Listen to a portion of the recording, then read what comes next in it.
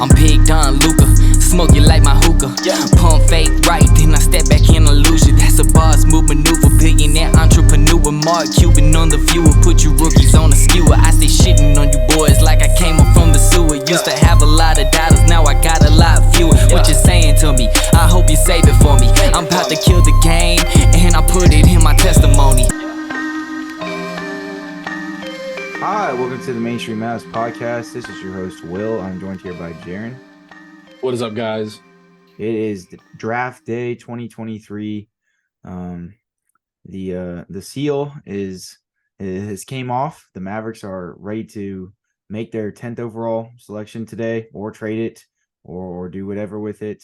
It has been the day that we've been anticipating for weeks on end now, and that we've been doing all these draft profiles for.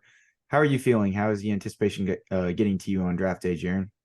Yeah, I think I definitely felt a lot of it yesterday with the whole Grant Williams news coming out. Definitely that whole KP saga throughout the end of the day, sort of entailing and seeing all the details come out about that. I think it only builds a little bit more anticipation for what's going to happen today. I think, maybe while we're doing this pod, not a Mavericks trade per se, but there could be some trades fired off at the beginning of the day. And, I think that the Mavericks are probably likely waiting till draft day, but definitely last night, I think definitely set up for an exciting day and an exciting day in Dallas news regarding basketball, especially with the whole Grant Williams stuff. I know we'll get into that a little bit more, but definitely excited. Yeah, there's a lot of rumors going on, just really over the past 48 to 72 hours that have kind of been circulating. There's a lot of smoke this time of year, so I would advise anybody that's consuming any rumors to, of course, take them with a grain of salt, even if they're from heavily credentialed media reporters, because this time of year, you just don't know exactly what's going to happen until it does, essentially. But today, we are going to be getting into the draft profile for Cam Whitmore. We were expecting to be done basically completely with our draft profiles. We are going to go over some other guys in this podcast that the Mavericks could select or, may be in the range to trade back for. But those are going to be more sort of tentative, projections, and we're not going to go too heavily in depth into each player. They're not really as much profiles as much as we're kind of just going to be talking about every player on the surface level. Mentioning a few different names. We'll be talking about different trade scenarios the Mavericks could divulge into, and we'll be also talking about just the importance of nailing draft night and some other miscellaneous things. So it'll be a bit of a longer podcast here before we are able to get everything done. But we're ready to give you guys a good preview of the draft here, of course, and with some of the news that was sort of sprinkling out the other day in regards to Cam Whitmore potentially falling to pick number 10. We thought that we might as well include him in our coverage, even though we hadn't originally penciled him in, just because he is a top tier prospect, and even the thought of him slipping to the Mavericks would definitely bode very well for them. So we wanted to do our due diligence in that aspect and get the rest of this draft preview out as well. But before we do that, here's an ad from our sponsor, Spotify for Podcasters. All right, Jaren. So getting into it here, I think really since the Mavericks accrued that number 10th overall pick and they went Team Tank Brigade there late in the regular season, and the lottery, of course, came into fruition for them on May 16th or whatever it was, and they didn't move up because they have never done that in franchise history. That would that's just too good of odds to for them to benefit from, but they were at least able to keep their pick. And I think that probably the most centripetal sort of drawing point in terms of what people are thinking that they're going to do with this pick is likely trade it. Probably an overarching maybe 75 to 80% chance that they'll probably trade it.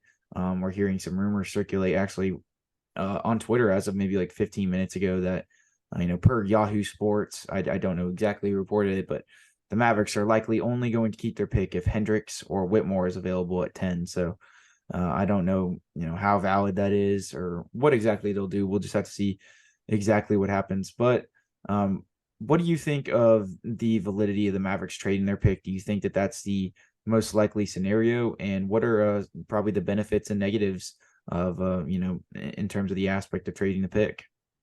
Yeah, I think that that's probably the outcome that's likely going to happen is the Mavericks do end up trading back or trading their pick as a whole. We probably won't know until tonight, as I said earlier. But, if Hendricks or if Cam Whitmore are available at that 10 spot, I could likely see the Mavericks staying or at least, being hesitant of trading that pick.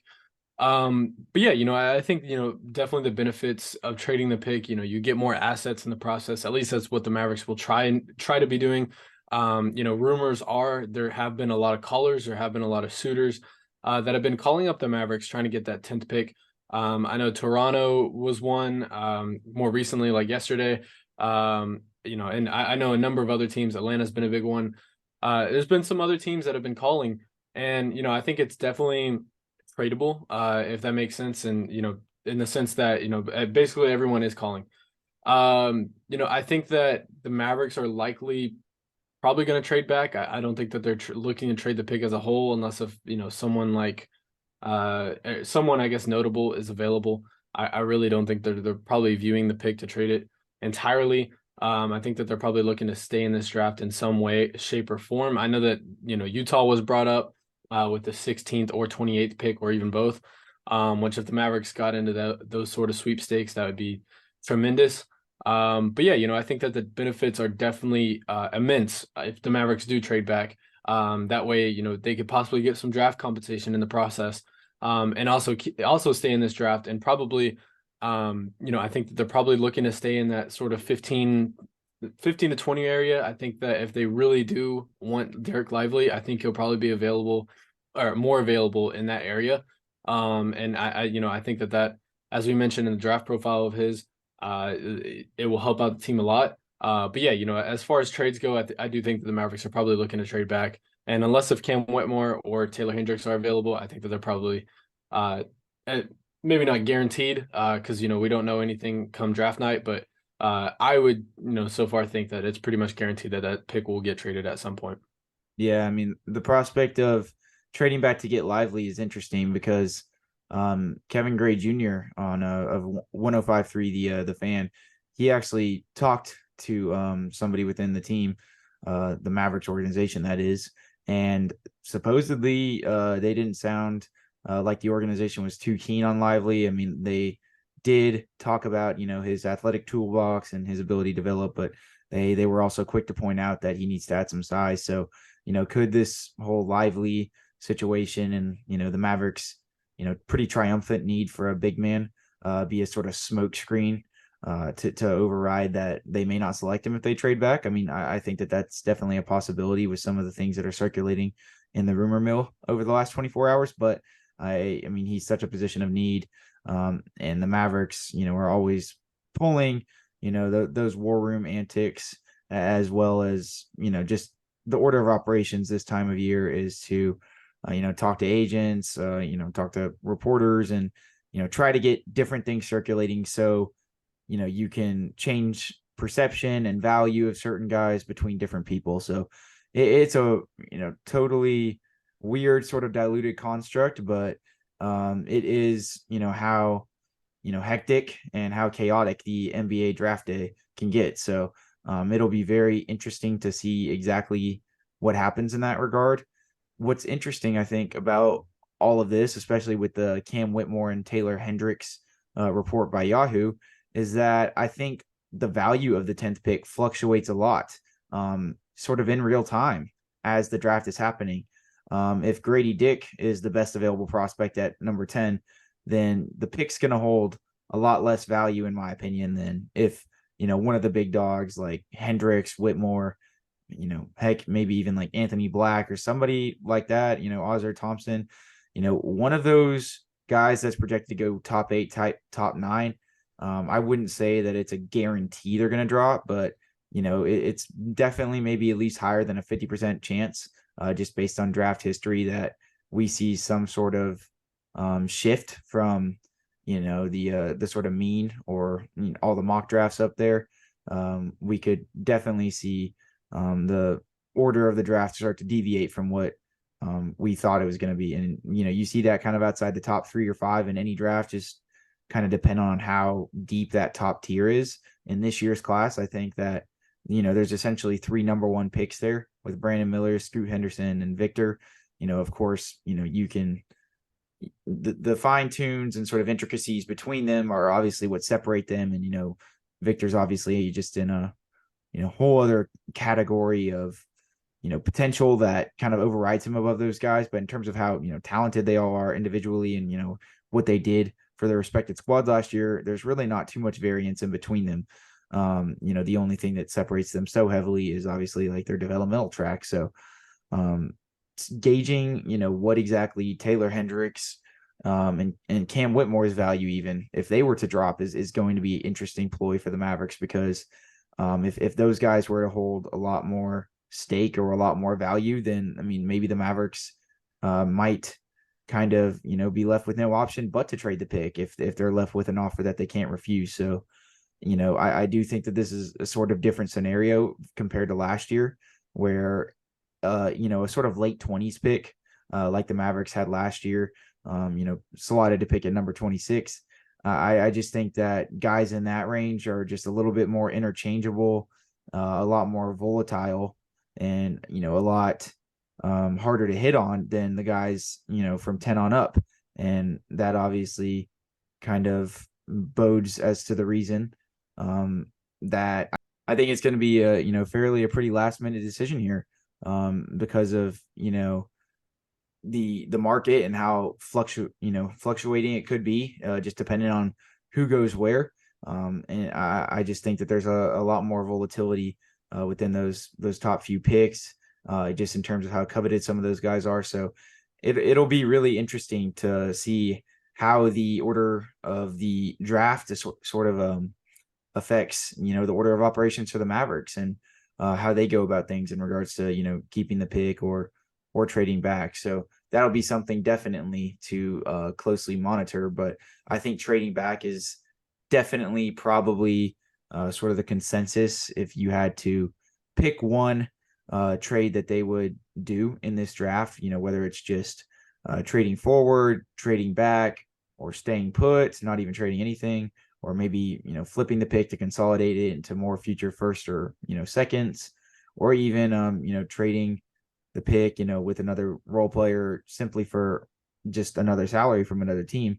I would definitely probably say out of all 5 of those options, that trading back and probably accruing another role player, as well as moving back and still being able to select at some position in the draft, hopefully in the mid first round, late lottery, or late first round, seems to be the most rumored and applicable, and honestly like best option in terms of asset management that they could kind of use here.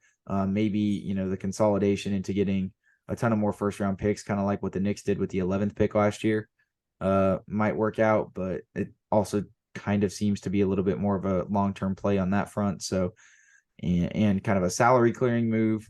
I don't know if the Mavericks are in a position where they're wanting to go heavy on free agency this year, especially with the sort of vertical improvement that they can get from the draft, as well as trades, and that honestly being kind of their best outlet to improve without having to cut too many contracts. But it'll be an interesting dynamic to see for sure. Jaren, do you have any other thoughts on the possibility of trading back? Do you think it's the most likely scenario?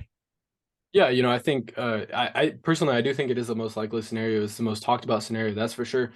As far as the sort of value of the pick or the value of the trade, I know John Collins in that 15th pick was sort of thrown around quite a bit over the last few days and pretty much the week leading up to the draft. There's a good possibility the Mavericks could be shooting themselves in the foot. Say Grady Dick is the best available. I think that nobody's going to want maybe not nobody, but I think that a lot less callers are going to be calling the Mavericks phone if Grady Dick is the last, or I guess the best person available. And basically my point is this pick, the 10th pick, it's not out of range for guys like, you know, Ozzy Thompson, of course, Cam Whitmore, Taylor Hendricks. Is not out of that range by any means. But there is a good chance that those guys could go inside that top 9. And if that's the case, you know, I think that the Mavericks could be having a lot less callers. And, you know, the packages that they did receive, or the packages that they did, you know, I guess pre-draft have up, and, you know, we're kind of waiting to see and waiting for draft day to pull the trigger on. They could be shooting themselves on the foot on for not pulling it earlier. But I think the Mavericks are probably making the right decision, waiting till draft night. You know, I know that there was a lot of scenarios with previous picks where they traded it probably too early. And that kind of shot themselves in the foot too. So I think the Mavericks are honestly doing a good thing, keeping the pick a little bit longer. You know, we'll see. We technically don't know what they could end up trading it before the draft still. They could. Yeah. That's why I was about to say, I was like, it's only 11 a.m. So, you know, there's a lot to be happening, and there's a lot that hasn't happened yet. So, you know, there could be something in the works that we just don't know about yet. But as of right now, with all the news that's come out, the Mavericks have kept their 10th pick. And yeah, I mean, you know, best available, of course, is that Cam Whitmore, Taylor Hendricks. I think the Mavericks have to be a little hesitant in trading the pick. But yeah, basically everything I said is, you know, that I think that the Mavericks are going to be trading back. You know, basically everything that has come out or has like leaked or rumors or whatever sort of smoke screens that the Mavericks are using, it has been the Mavericks will eventually trade back with this pick. Yeah, no, I definitely think that's probably the most favorable position for them to take right now, but we'll see exactly what they do. Jaren, do you think that there's any chance the Mavericks should possibly trade forward? And, you know, do you want to speak to any of the benefits or negatives of that? I personally just don't see a guy that they would covet enough with inside this draft. But I mean, we've, you know, heard after drafts, them, you know, have this sort of post-draft regret. And there have been like deals in past drafts where they've been rumored to have maybe possibly traded up. Now, given they were kind of, you know, more in the late lottery, and I'm strictly kind of speaking of recently, not, you know, going decades on decades of Mavericks draft history. But I mean, I think back to that 2021 draft where the Mavericks, you know, almost pulled the trigger on that deal to get Tyrese Halliburton at pick number 13. I can't remember exactly who they would have gave up in the process. It might have been KP. I can't remember the exact you know, ramifications and the exact you know, sort of construct of the deal, but that was obviously something that was in the works. And, you know, that I might have been Donnie Nelson's last draft, if I recall. And the Mavericks were, you know, poised to try and trade up because there's a guy that they really wanted. I mean, hey, look, like if Michael Finley or Nico Harrison, you know, are really fancy a guy that we just don't know about, and they haven't leaked it to the media, there's a lot of things that are probably going to happen tonight that the media didn't foresee, you know, not just from a Mavericks perspective, but from an NBA perspective. You know, that tends to happen in abundance this time of year. So do you think that there's even any possibility that they explore that route, or do you think that option is kind of closed off for them? Yeah, you know, I think that the large belief between the Mavericks community is that they probably won't move up, and they're probably very unlikely to move up. I'm going to kind of differ from that opinion. I think that if the Mavericks trade back first, I could see them moving up a little early in the draft. I think the only possibility they move up is if they get either a late first round pick, or, you know, if they move up into that sort of maybe not late lottery, but kind of mid first round tier, you know, maybe the top 20s, that kind of echelon. I think that they could probably move up maybe 1 or 2 more spots. You know, granted, if they get sort of draft compensation, I think that they could probably turn a late second into, you know, possibly moving up later into the draft. That's the only possibility I see, it is if they get draft compensation. I don't see them moving up into the draft freely off of the pick that they got and trading a player in the process. I just don't think that that's probably applicable. But again, you know, we've said a lot of times on this podcast already, you know, you don't know until everything pretty much unfolds. But yeah, you know, I think if the Mavericks do get, I don't really know how this works, but if they do get a 2029 second or a 2027 second, I could see them trading that pick in the process of moving up in the draft. If, like I said, if they get a either late first round pick or like in that 20 to 22 range, I think that there's probably a few guys that, you know, you could take in that range, but, you know, trade up, get a little lucky on. But yeah, you know, I think that's probably the only realistic option that the Mavericks have moving up. I don't see them moving up from 10 to say 7 or 6. I don't see them moving in that range. And yeah, I think that's, probably going to cover that. I just don't really see a possibility unless if they get draft compensation, in my opinion.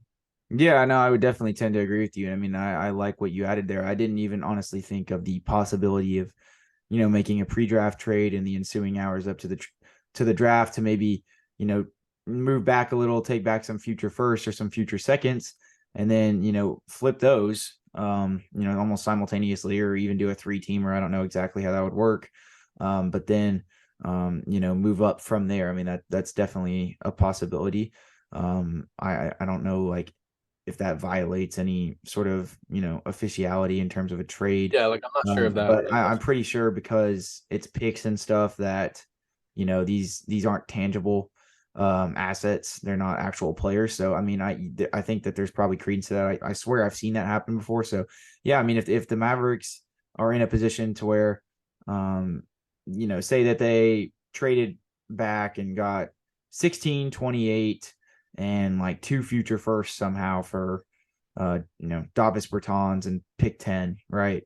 If they somehow kind of fleece Utah or one of those teams, maybe not fleece, but one of those teams that has so much excess draft capital to expend, they're willing to, really just make that quick phone call and maybe expend a little bit more assets than they have to move up in the draft, or, say a guy like Danny Ainge ends up making a play like that. Then I could definitely, maybe see the Mavericks, taking those 2 seconds or some, excess capital to try and, move up and snag a guy in the beginning of the second round or the late first round. But, if they did move back in the first place, unless they only had like 1 pick, and they moved back from like 10 to like 20 something, and, they had 2 seconds that they felt free to expend to move up again. It does just seem like, a fairly, arduous process.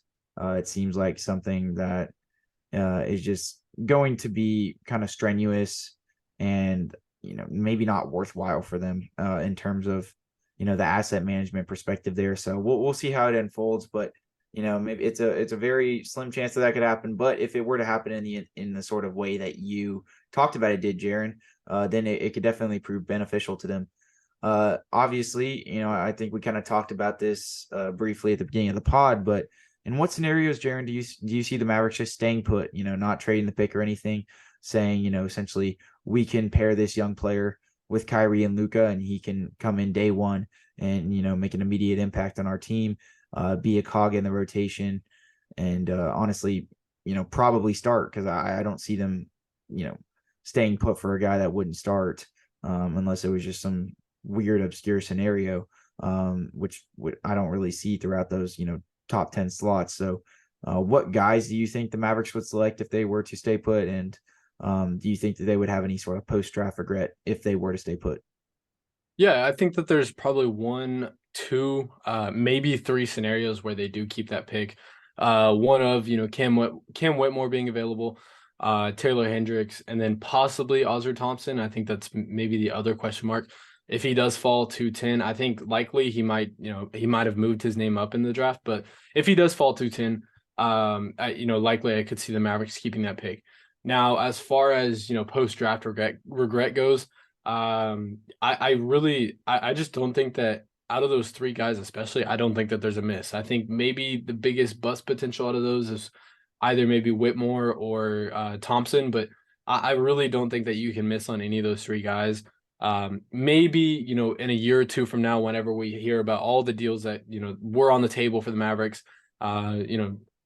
say Clint Capella, a first and a future first, or something like that, for Davis in that 10th pick, something around the range of that, we could be looking at ourselves if one of those 3 guys does turn out to be a bust. And we're like, okay, well, what were we thinking here? But I really don't think, as far as post-draft night goes, at least, in the days kind of leading after that, I just don't think there's really any chance if they do stay at 10 and select one of those 3 guys. Now, I think personally, as a fan base, let's say we go with Grady Dick at 10, or Derek Lively as a matter at 10. I think that there's probably a real shot that the Mavericks, maybe not as a franchise, but really the fan base would be honestly very, very disgruntled. And, that, in my opinion, would probably be, in my opinion, that's a failure on a draft night.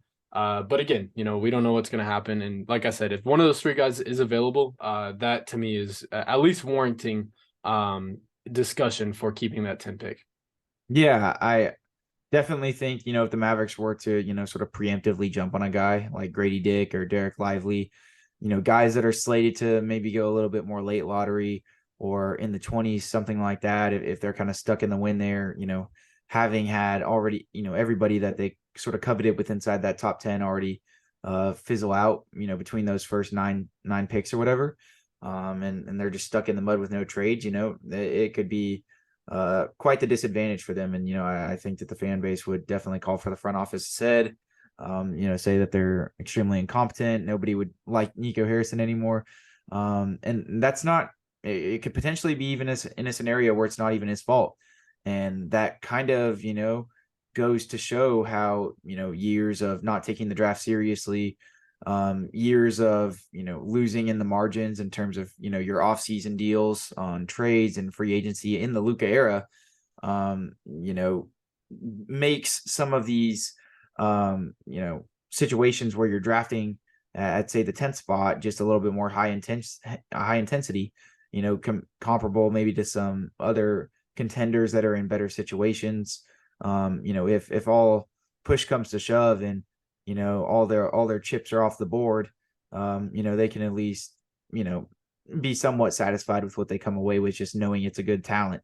The Mavericks in this instance have to, it's paramount that they build a good roster next year, especially if Kyrie's going to come back. And, we've talked ad nauseum, of course, since the offseason really, kind of kicked off how paramount this offseason is in terms of, retaining Luka Doncic long term, and at least, getting a sort of semblance of a winning culture on a year-to-year basis after, the disappointment that last year was, and just being able to build a contender while he's, still, in his early prime, hasn't even entered his actual prime yet. So that's obviously going to be huge for them to do on draft night. So they got to make the right decisions.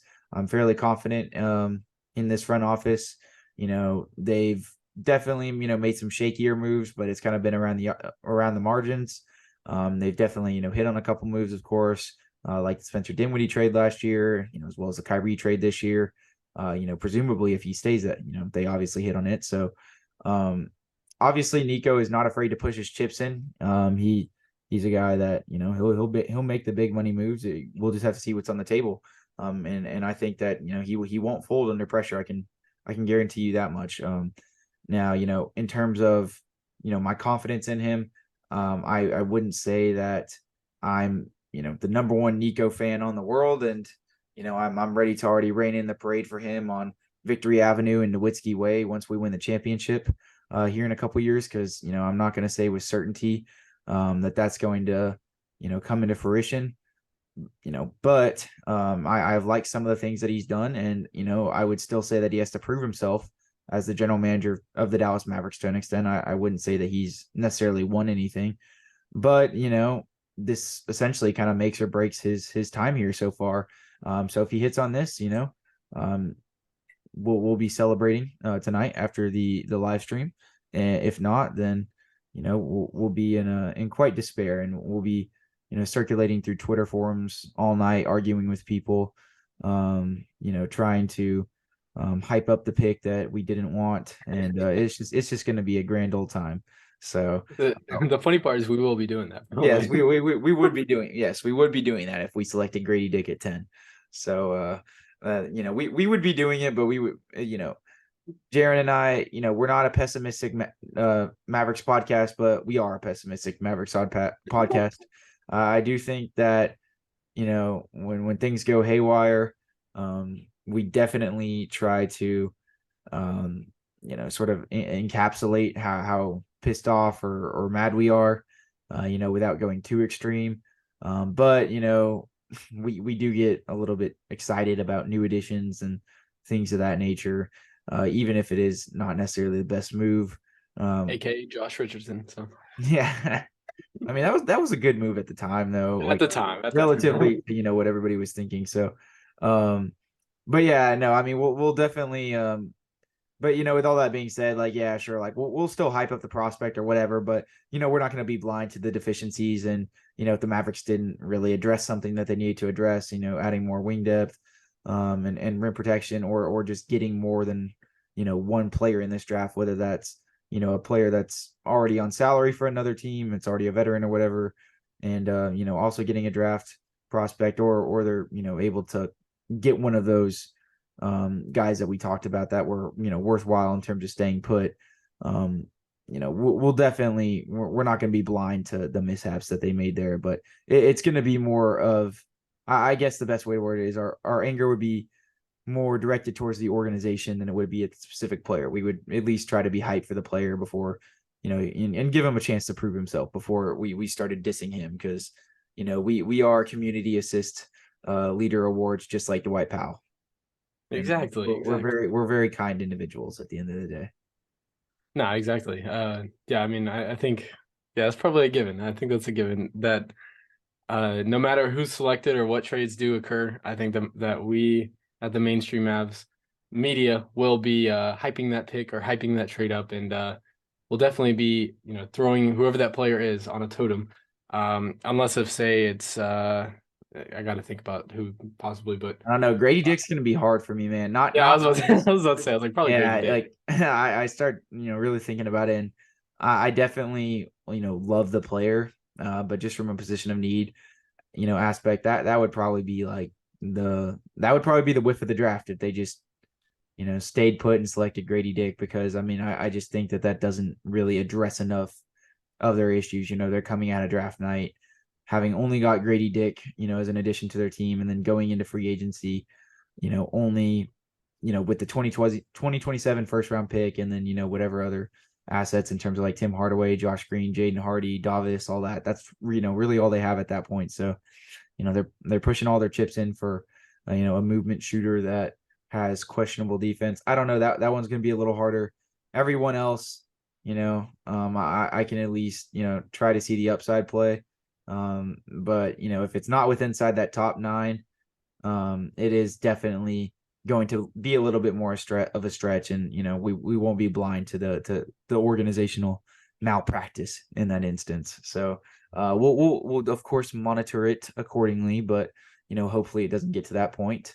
Jaren, sort of an interesting scenario that I could potentially see happening that has drawn some fan interest really over kind of the last 24 hours is the prospect of consolidating this first into a bunch of future firsts, like kind of like what the Knicks did last year with that Ousmane Dieng pick or whatever it was, where I think they were picking 11th, and then they traded him to the Thunder, and they moved back a couple spots, but then also got, I believe, some future first for some other years. So I just was curious to see your what your sort of sentiment was on that. Would you think that would be a favorable scenario? Of course, they could still also get a player back, get contracts back if they were to do that, or they could just trade the pick straight up. That's obviously depending on what they would do. But would you be keen to that situation? Obviously, the more draft capital, I think, the lesser of a sort of asset in terms of a role player that you might be getting back. But then you can expend that other capital and either during the draft later on, or later in the offseason. So what are your opinions on that? Yeah, I've honestly, if I'm being honest, I haven't given that sort of scenario much thought. I'm not opposed to it by any means. I think what New York did definitely at the time looked like a very, very questionable move. But in a grand scheme of things, look where they are a year from now. They're definitely at a higher sort of mark above the Mavericks. So that's why I think that there's got to be scenarios that are put in place where the Mavericks, are maybe not forced to do that, but say Cam Whitmore, Taylor Hendricks, and Thompson is taken off the board. You're stuck with that 10 pick. You trade back to 15 or 16, or say. If you're really keen on Derek Lively, let's say he's taken off the board, the Blue Qualabele, or however you say his name, like all of these guys that, you previously were kind of rumored to be in your sort of market, or you're interested in, say they get taken off, I say, why not? Why not take the sort of, I guess, biting the bullet sort of scenario where, you know, you're like, okay, well, we might not take any sort of additions today, but, you know, future additions, because you get future draft capital, is definitely in play. You know, we saw, I guess, how much over this last trade deadline, how much sort of draft capital means in the NBA now, with, you know, how many seconds were being flying off the board, how many firsts were going off the board. I don't think it's a bad thing to load up on a handful of first round picks. You know, we pretty much, outside of this one, only have one. I think it's at 2027 first. So, you know, it probably wouldn't be a bad idea to load up on some first round picks. Not saying that they will, but yeah, I mean, I'm not totally opposed to that. I think that definitely will benefit them in the future, and not saying, you know, if or when Luka leaves that'll benefit them most. But you know, if Luka does decide to stay, I think, you know, you could use these picks come trade deadline to get someone notable or improve your team, whatever the margins are, whatever your holes are. Like, those are certain sort of assets you can use to improve your team dramatically, at least from what we saw in last trade deadline. But yeah, no, I mean, I could definitely see the Mavericks, you know, being able to do that for future implications, you know, in terms of being able to have some more increased flexibility to deal that pick, but as well as you know, doing it in a sort of salary shedding move, to where, you know, if they do diagnose that there's, you know, not really any guys that, you know, are worthwhile once they trade back or something like that, you know, they accumulate all those future first and cut some contracts in the process. You know, just depending on who they trade with, you know, whether it's like Utah or Detroit, maybe, you know, some teams that could absorb some salary, and kind of do what the Knicks did last year, where they're able to, you know, make a big play in free agency. So I think that that's also going to be on the table for them as well, if that, you know, if that option ends up coming into fruition. But I definitely think that option obviously has a lot more moving parts that have to hit.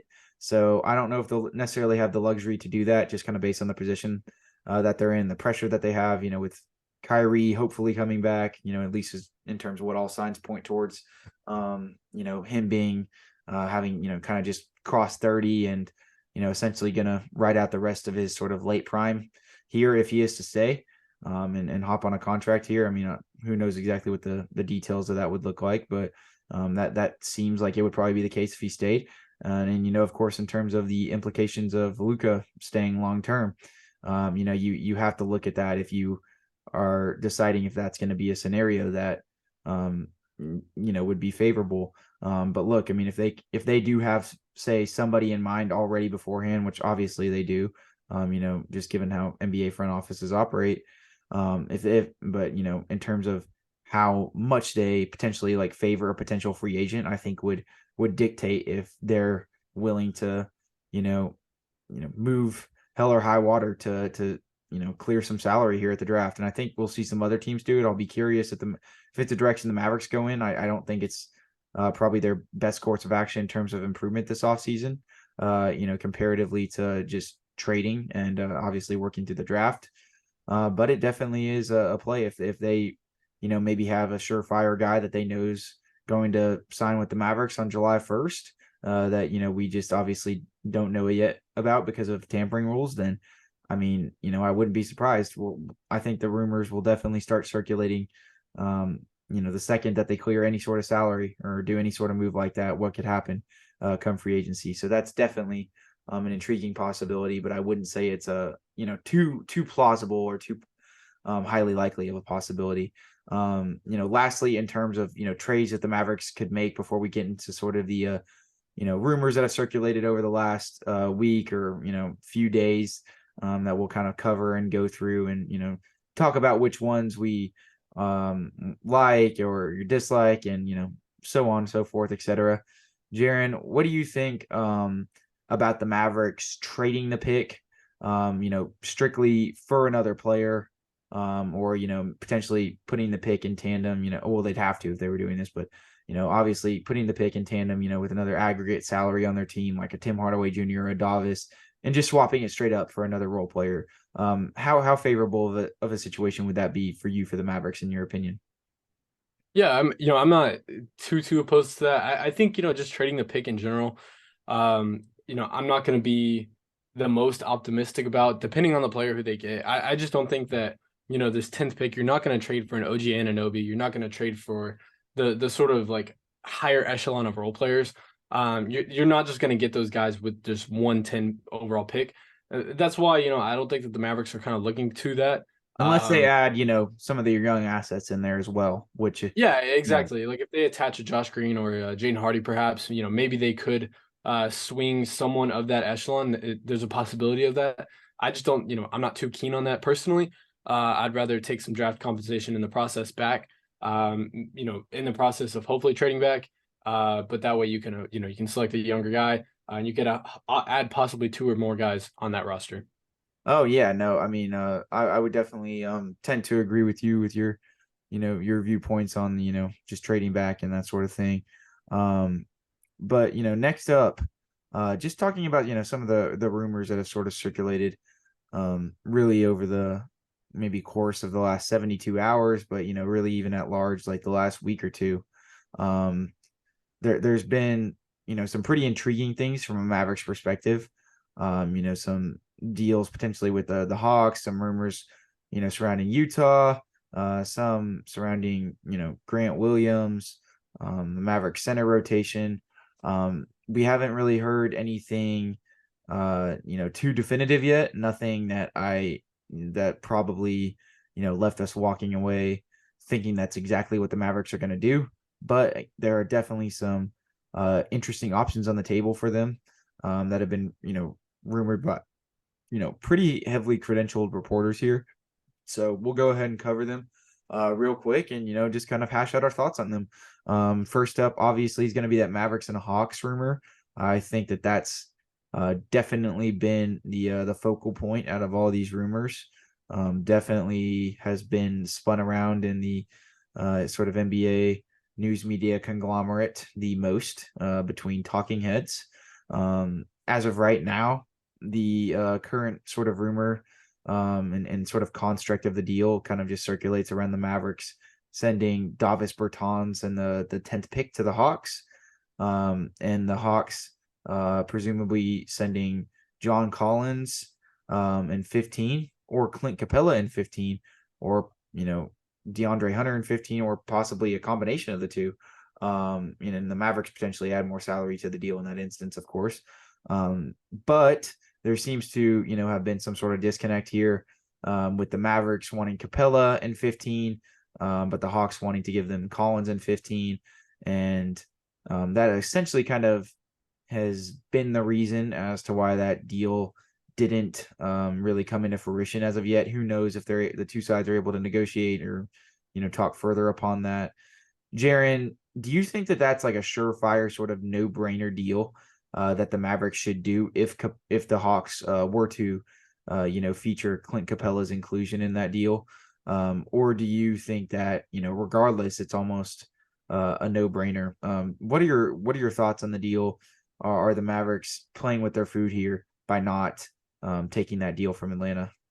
Yeah, I think that you can make an argument for both sort of sides. I do know as of this morning, because I feel like those talks, especially as far as like media goes, it hasn't really been talked about over the last sort of 48 hours. Jesus. But I do know that as of this morning, they didn't resurface, but they were sort of considering the opportunity. But yeah, as far as those sort of talks go, I think as far as especially that Collins decision, I think that you definitely have to weigh your decisions there. There's a lot more risk, I guess, involved in that take. Yes, you're kind of upgrading from John Collins to Davis Bertans, or rather the other way around. I think I mean, yes, Bertans leaves, but I feel like, given Bertans' spot in the rotation last year, it's more of you're upgrading from Christian Wood to John Collins. Yeah, exactly. Yeah, that's, I guess, what you're more so looking at. And I know that we've had a Twitter discussion about this. Look, I think if you get that 15 pick, let's say you do make that trade, you get that 15 pick. If Derek Lively is available and healthy, and the Mavericks, maybe him saying or maybe them being a little, I guess, just like two-sided about the whole sort of workout and everything. If that is not true, I say you take him at 15, and you have a backcourt duo right there, or I guess a front court duo right there. But I think for sure, if that Capella deal is on the table, I think that you have to pull the trigger on that. I think Clint Capella, and especially adding that 15th pick with who could be available, would basically just immensely improve this team a lot, offensively and defensively for that matter. But as far as right now, I know that the Atlanta Hawks are very hesitant, including Capella in that trade or in that deal. But yeah, I think that those two are very, at least as of right now, with the trades that we've seen, that's probably the most favorable sort of trade back scenario that we have seen so far. Again, we probably haven't seen all the details or potential other sort of trade options, but as far as the most, I guess, talked about options that the Mavericks have had of trading back, that's been the most sort of maybe not best, but so far from what we've seen, I think that in my personality and my belief, I think that's probably the best sort of trade that they could make if they're trying to trade back. Yeah, out of the ones that have been rumored so far, that definitely is the one that seems like it's the leader in the clubhouse in terms of the favorability of it. From a Mavericks perspective, not to say that there couldn't be better deals on the table. There certainly could, and there could be plenty of other trade back options, but that one definitely has been circulating the most. I think in terms of my assessment with the John Collins thing, I'm a little bit more high on him than most. I do think that while he is a very, very similar sort of archetypal player to Christian Wood, there are some different intricacies of their game which I think separate them a little bit. John Collins, he came into the league a little bit rougher on defense, especially when he shifted more so to playing the four. But I mean, he's shown a lot of adaptability in that department. He's very quick footed. He's got good length. And he's beginning to be able to guard those bigger sort of scoring wings at a decent clip. According to a lot of Hawks media and things of that nature. So if he can do that, that's essentially what we were hoping Christian Wood could do. But that was only featured kind of few and far between. He was more so curated to be able to guard those like smaller guards on the perimeter.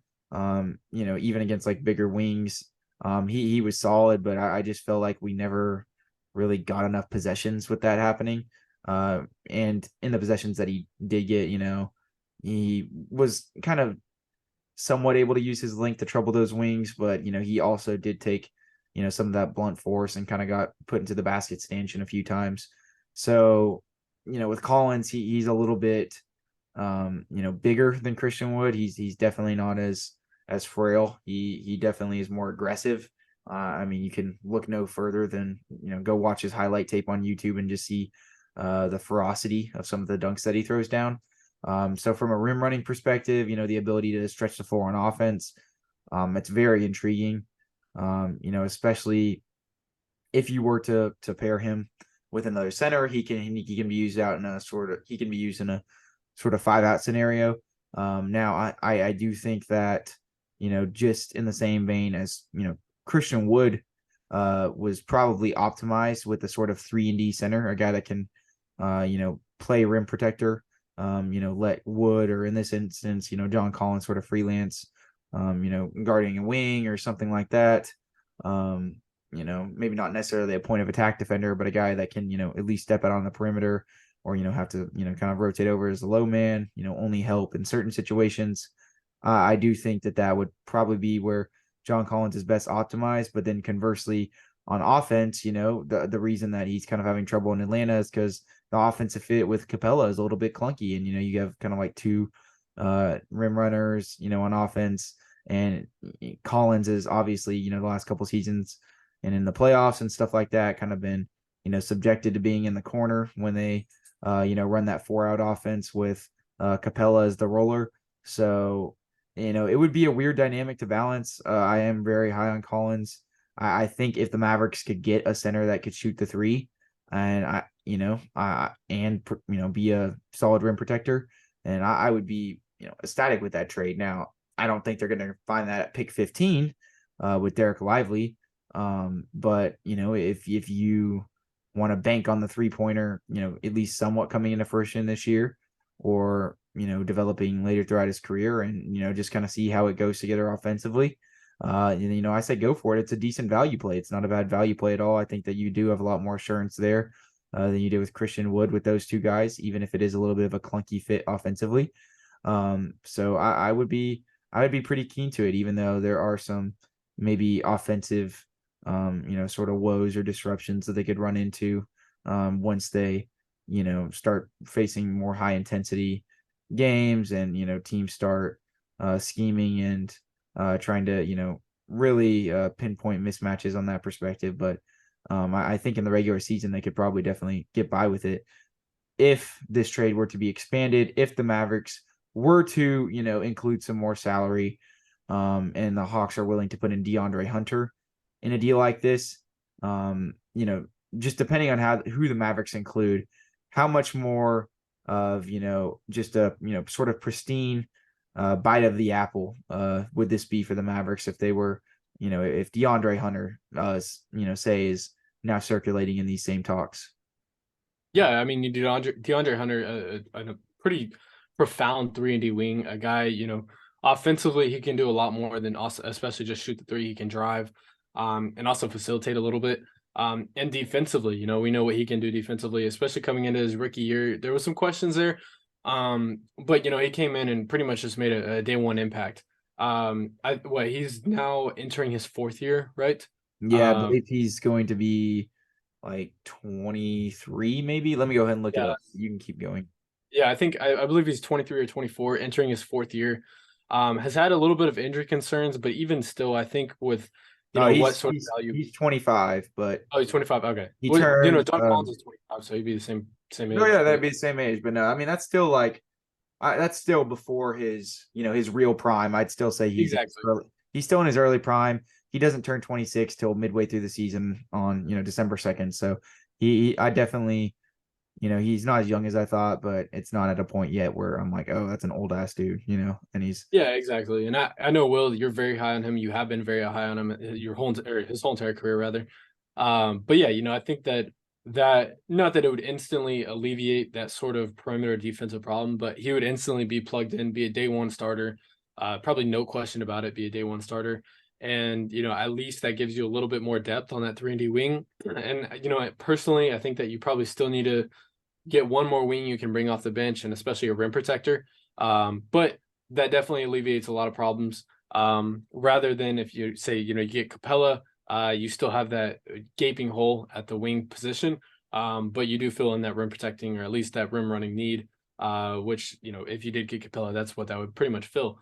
But yeah, I think DeAndre Hunter, at least the talks about it are a little bit more promising. I would definitely, as far as rankings go, I would go number 1 Capella trade, number 2 DeAndre Hunter trade, and the number 3 John Collins. All three are amazing players, and you can't really rank one above the other. But as far as trade packages go, I would go in that order. Yeah, and I would put any of those packages if they include 2 of those guys. If the trade were to be expanded, Absolutely. above really any of those scenarios, dependent on what the Mavericks, of course, gave up. If the Mavericks had to expel, yet another first, like their 2027 first, to facilitate that trade, or they had to, give up Jaden Hardy or Josh Green, I think that might honestly be a non-starter for me. I'd be a little bit more hesitant to pull the plug on that, especially, you're not, I guess, you're not, splitting up the asset pool at that point, if that makes sense. Essentially your whole offseason is that trade. And while you are potentially getting back, 2, maybe even 3 rotation players, starters, I just don't know if it's enough, sort of divvying up of moves, enough different moves to be comfortable for, an Atlanta team that did experience a lot of struggles last year. And of course, not all those struggles are conducive to those guys, but, if you're getting 2 Hawks in return, and then, say like Lively at 15, say the trade is like John Collins, DeAndre Hunter, and like Lively at 15, sure, you may get 3 starters out of that, but, the Mavericks really need to, capitalize right now at draft time. And I just think that if they make a few other moves where they only get 1 or 2 guys, I don't know. I just think it could pan out better from a roster construction standpoint. Just in terms of the fit that could possibly persist if they were to swing a bigger deal like that. But I definitely, it's under the realm of consideration for sure. It's very intriguing, and just dependent on what the package is from the Mavericks side, and what the Hawks are willing to give up. It's definitely one of the better trades out there in terms of prospecting trades that are, being tossed around at the moment for the Mavericks. Yeah, especially I think, especially if DeAndre Hunter or John Collins or Clint Capella were included in a package deal, the Mavericks would likely give up that 10 pick, but if they could somehow keep Tim Hardaway Jr. in that process, I don't think that he would be the guy facilitated in a Grant Williams signing trade. But if you could also add Grant Williams onto that roster, that you instantly bolster your wing depth, you instantly bolster your rim protection. And not saying that the offseason would be done at that point, acquiring those three guys. But that would look very, very good, and that'd be a very, very good start to the offseason. Again, I think that there's still some fringe rotation things that you need to make, maybe another center here and there, or bring back Dwight Powell, whatever it is. There's still moves to be made. We've mentioned this before. This team is not They're one. going to have the they're also just real quick side note. They'll also, I believe, have the taxpayer mid-level upcoming. They will. I haven't looked at the ramifications of how the new CBA affects how much that can be. I know that there's some sort of stringent protocol upon the new like taxpayer mid-level exceptions and all that sort of stuff. So I need to look into better detail on that, but I believe they'll have that. And of course they always have the ability to cut salary at the draft. So I definitely don't think that the Mavericks are going to expel all their energy on draft night. This is a team that could make up to like 3 or 4 moves this offseason with multiple players in every one, or they could just do maybe like one bigger move. But I would definitely, if I'm a betting man, I'm thinking that this could be one of the bigger roster overhauls we've seen from the Mavericks in really in a decade plus.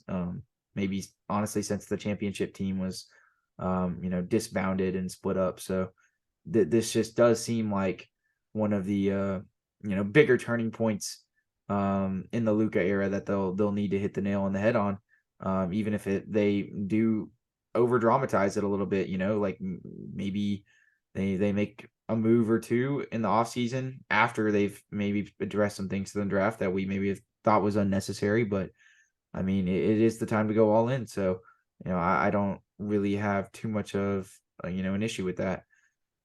Yeah. Do you have any other lasting thoughts on the Mavericks Hawks potential trade? Yeah, I mean, I was just about to say, I was like, this, as you said, this team, is pretty much an all-in offseason away. That necessarily doesn't mean an all-in move or one particular move, but I think that this team is potentially 3 or 4 moves away from being at that ultimate goal of a championship. And of course, keeping Luka and Kyrie happy. I think that that's probably the ultimate goal that this team has. But yeah, I mean, I think that if you were to somehow get, like I said, DeAndre Hunter and, one of Collins or Capella, and then also facilitate that sign and trade with the Celtics and Grant Williams, that would instantly put you, probably one move away from being that championship level roster, assuming you can keep some of the core guys in that process. Yeah, no, I would definitely agree with you on that based just on the, the players involved in that. I mean, that you bolster the wing and your, rim protection depth, to an absolute premium in those instances. So that would be great for the Mavericks. What are your thoughts on, this one's been not near as rumored as the Hawks one, but I've seen a lot of people toss out, 10, the 10th pick, and likely Davis for like 16 and 28, and maybe like Kelly Olynyk from Utah, or just the pick straight up. What would be your interest in that? Having the potential to select late in the first round, and then still get a bite at the apple at a late lottery talent, or maybe a guy that slipped. Just because there hasn't been anything reported in terms of on the front of who exactly the players that are currently under salary would be involved in a deal like that. This has kind of just been more rumored from fans than anything, but I have seen a few people toss this out here. If we're just talking about the pick straight up, would you do 10 for 16 and 28?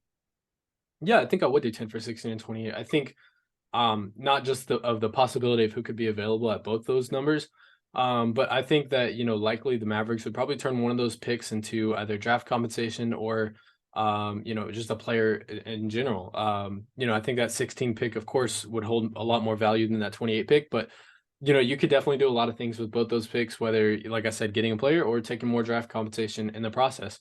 I don't think I'd be opposed to that opportunity at all. You're getting 2 picks for one, and potentially shedding a lot of salary in the process. So again, I think that's a pretty big plus. I don't know if Utah would be willing to do that. If Kelly Olynyk was included in that trade, maybe they would be more keen on it. If he wasn't, maybe they would be more keen on doing that. I'm not really sure. But I do know at 28, we'll get more into this guy a little bit. But James Najee would be available. He's been a guy that's been tossed around that sort of super late first round, early second round sort of, I guess, spot or selection. And, that's not a guy I'd be opposed to at all. I think that he has some high upside. And especially for what this team needs, he has some very high upside for that sort of rim, not rim protection necessarily, but that sort of 5 spot that this team needs. But yeah, I think that I wouldn't be opposed to doing that. You're, like I said, you're getting a lot of draft compensation. You can turn one of 2 or even both of those picks into a player, or even future sort of draft compensation or assets. And yeah, I think that there's probably a plus. And if you are giving up 10 and Davis Bertans for those 2 first-round picks, you're shedding salary, which is something that this team kind of needs to do. So I think it's probably not a bad process to get involved in if that were to actually accumulate at all. But yeah, I'm not opposed to that by any means. Yeah, no, if they're shedding salary and getting both the picks, I think it's a no-brainer. Or if, they're getting a decent role player back from the Jazz in that deal. I don't know off the top of my head, barring maybe Olynyk, I'd have to look at the roster a little bit more. I'd definitely do it. But if it's just 10 for 16 and 28 straight up, just the picks, I think for me, it would just be conducive to who's available at 10. If Cam Whitmore or Taylor Hendricks is available at 10, I'm probably not going to be trading that pick. But if, it's only really Grady Dick up on the, Jay Billis's best available board, then, I'll probably make that deal. So I think it would just be conducive to a variety of factors like that for me. Jaren, are there any other teams, you don't have to go into detail. Maybe if you want to go ahead and pull up the draft order selection real quick, just so we can kind of survey the landscape. But are there any other teams that you could potentially see that are having a fire sale that the Mavericks could maybe trade back to get a role player from? Obviously the Wizards are going full tank mode right now. Teams that are already tanking, like the Jazz, the Hornets, what teams could we see the Mavericks potentially try to trade with to take one of their role players that they won't be needing next season in pursuit of Modest Bazulis? Yeah, I know Houston has kind of been thrown around a little bit with that 20 spot. I think that they could potentially be suitors. Brooklyn holds the 21st and 22nd pick. I think that if you're Brooklyn, you're probably looking to trade one of those picks. Maybe they have some master plan in mind. I'm not really sure. Only thing is, Indiana, they're not fire selling though. A lot of these teams. Yeah, well, they're not fire selling. They might be looking to get, marginally better around the points, or, picking up young talent. If, Whitmore, someone's available. If you get the right price, like I said, I wouldn't be opposed to any of these sort of packages.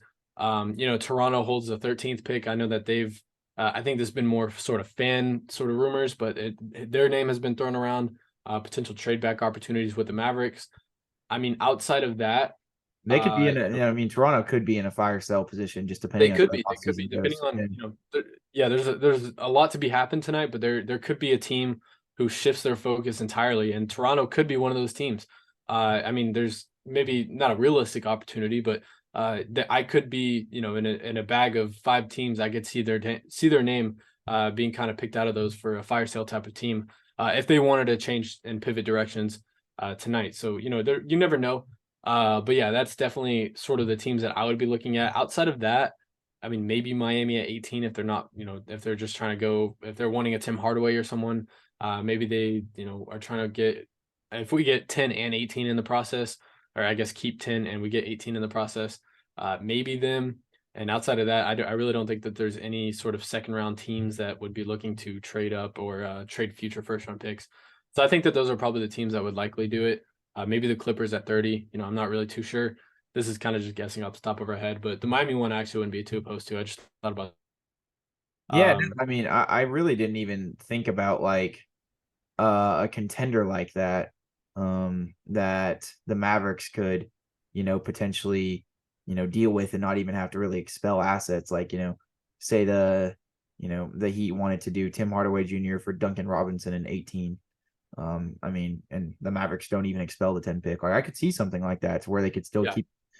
So that's a really interesting point you brought up there. That would honestly be a really cool scenario to happen too. But there aren't a lot of sellers right now, just in the NBA. But that always changes, when people start performing bad. So, let's just see what comes out of the draft. Let's see what sort of course of action some of these teams pick, and then maybe we can resurface some of these conversations in free agency if nothing comes into fruition tonight, once we have kind of a better understanding of the landscape, a better understanding of who is still wanting to contend, who is not. Other rumors, the Mavs want to change their entire array of centers, per Mark Stein. That was the exact wording he used. He said that in his Substack, or maybe on 97.1 The Freak with Jeskin Wade the other day, but it was mentioned somewhere. Jaren, do you think that is a little bit of hyperbole? Do you think it's being exaggerated a little, that the Mavericks still may keep around one or two of their veteran rosters? Or do you really think the Mavericks might be, just so disgusted by the lack of rim protection and rebounding last year that they're willing to overhaul their entire center, big man rotation? Yeah, I know a little bit off topic, but not really. So Mark Cuban, I guess, as we were recording, hopped on 105.3 The Fan and pretty much listed, all the, not teams' needs, but he said of the utmost importance, other than signing Kyrie, of course, is, getting a rim protector. So I think, for Stein to not say, but to report that this team, wants a entire, or I guess pretty much a whole new center rotation. I'm not surprised by that by any means. I think that they probably keep one or two of those guys, especially like a Dwight Powell. I think that's probably who I'd keep most. I think JaVale or Dwight are going to be the ones to stay. I mean, JaVale, he has been sort of been increasingly being posted on the team's social still.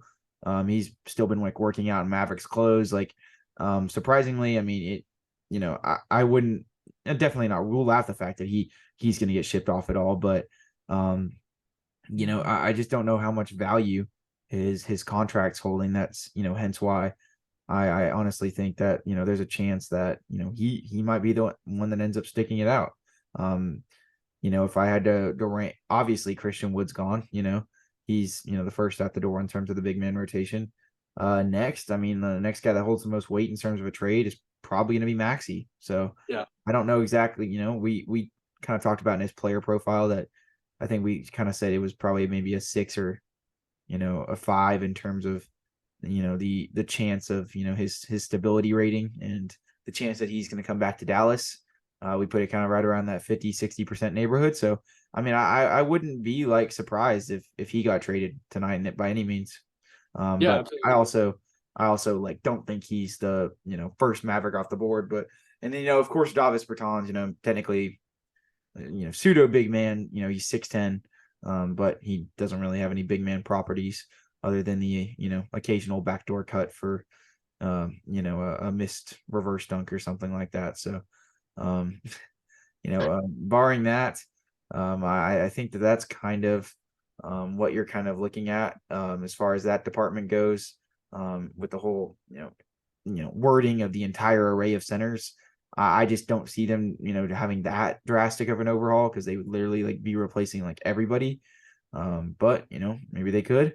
That would be, quite the scene, but it would be interesting. It'd be a lot of training camp guys pining out for that 4th spot, I'm sure.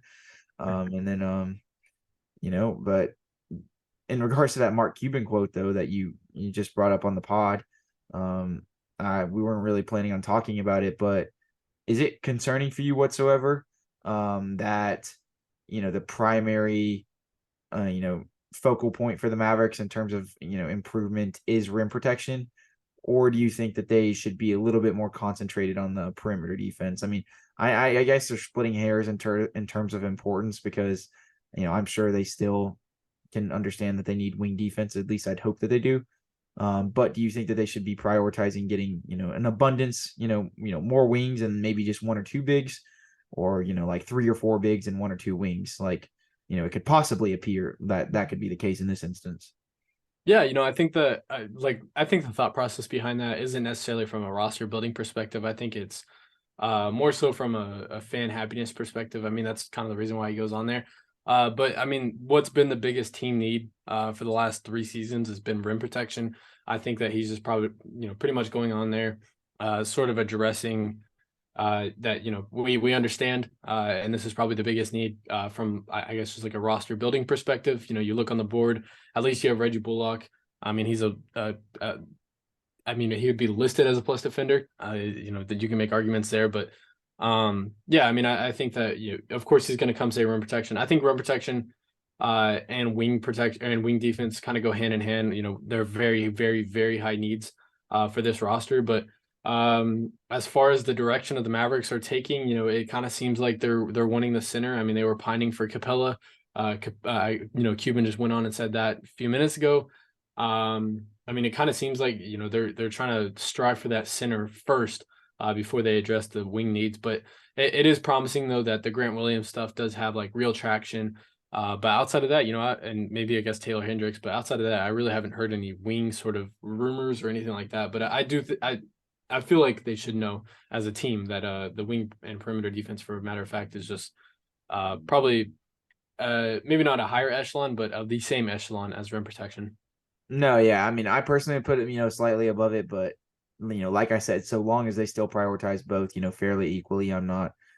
It's not, going to be a topic that's going to draw too much of my, interest or discontent. But if they do go out and get like 4 centers and get like 1 wing, then we will definitely apply criticism where it's needed at that point. But hopefully they don't do that. Lastly, Grant Williams obviously has been rumored, to be, tossed around, in talks with the Mavericks. Not really anything definitive, in terms of how the deal would look was really talked about, but he was just sort of heavily rumored over the, last 48 hours to be a Maverick. He is a restricted free agent, coming off his rookie deal.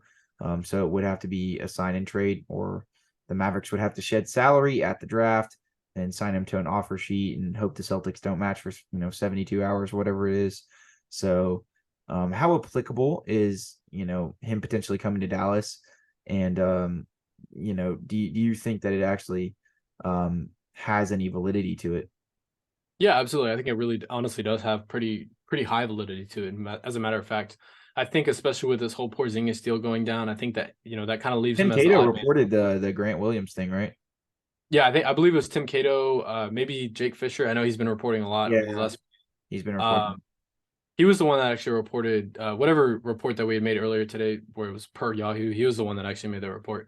Okay. But yeah, but I think that there's probably real validity to it. I think that as far as suitors go, and this might be because we're Mavs bias and my Twitter account is mainly Mavs stuff or Mavs rumors. The Mavericks have been like the only team I've seen kind of in talks of, facilitating a sign and trade with Grant Williams involved in it. He's on a smaller contract, so it'd be a little bit hard of working out those numbers. But I mean, if the Celtics want a buyout candidate, maybe give them a Frank Ntilikina. I mean, I'm not really sure if they're wanting a straight up 1-for-1 swap or if they're wanting another asset in that process. I'm not really sure what their sort of asking price is. All I know is that he's the odd man out. And yes, he is a restricted free agent, making about $2 or $3 million a year. And yeah, I mean, outside of that, it's gonna be a little bit hard to work around. He's on that rookie deal. But yeah, I mean, I would definitely not be opposed to him at all. He's not gonna have any, eye-popping stats by any means. He averaged like 8 points or 6 points last year. But it's the numbers and it's the things that he does, I guess, in between the margins that, are really beneficial for him. Having him either come off the bench or even start, for a matter of fact, would be huge for this team and huge for this roster building, especially from a depth perspective. I think that he's a guy moving forward you can kind of attach, and he, like I said, he does everything, the sort of intangibles. He does the small things right. He's a high energy guy. A guy that you can go into a playoff series and confidently know that he's going to give you energy. I mean, that's what he did for Boston all last year, him and Marcus Smart. So, I wouldn't be opposed to him at all. And I think that he's just a great culture guy. And we know how, sort of maybe not damaged, but we know how, I guess, off this culture was compared to last year. So I'm not opposed to that move at all.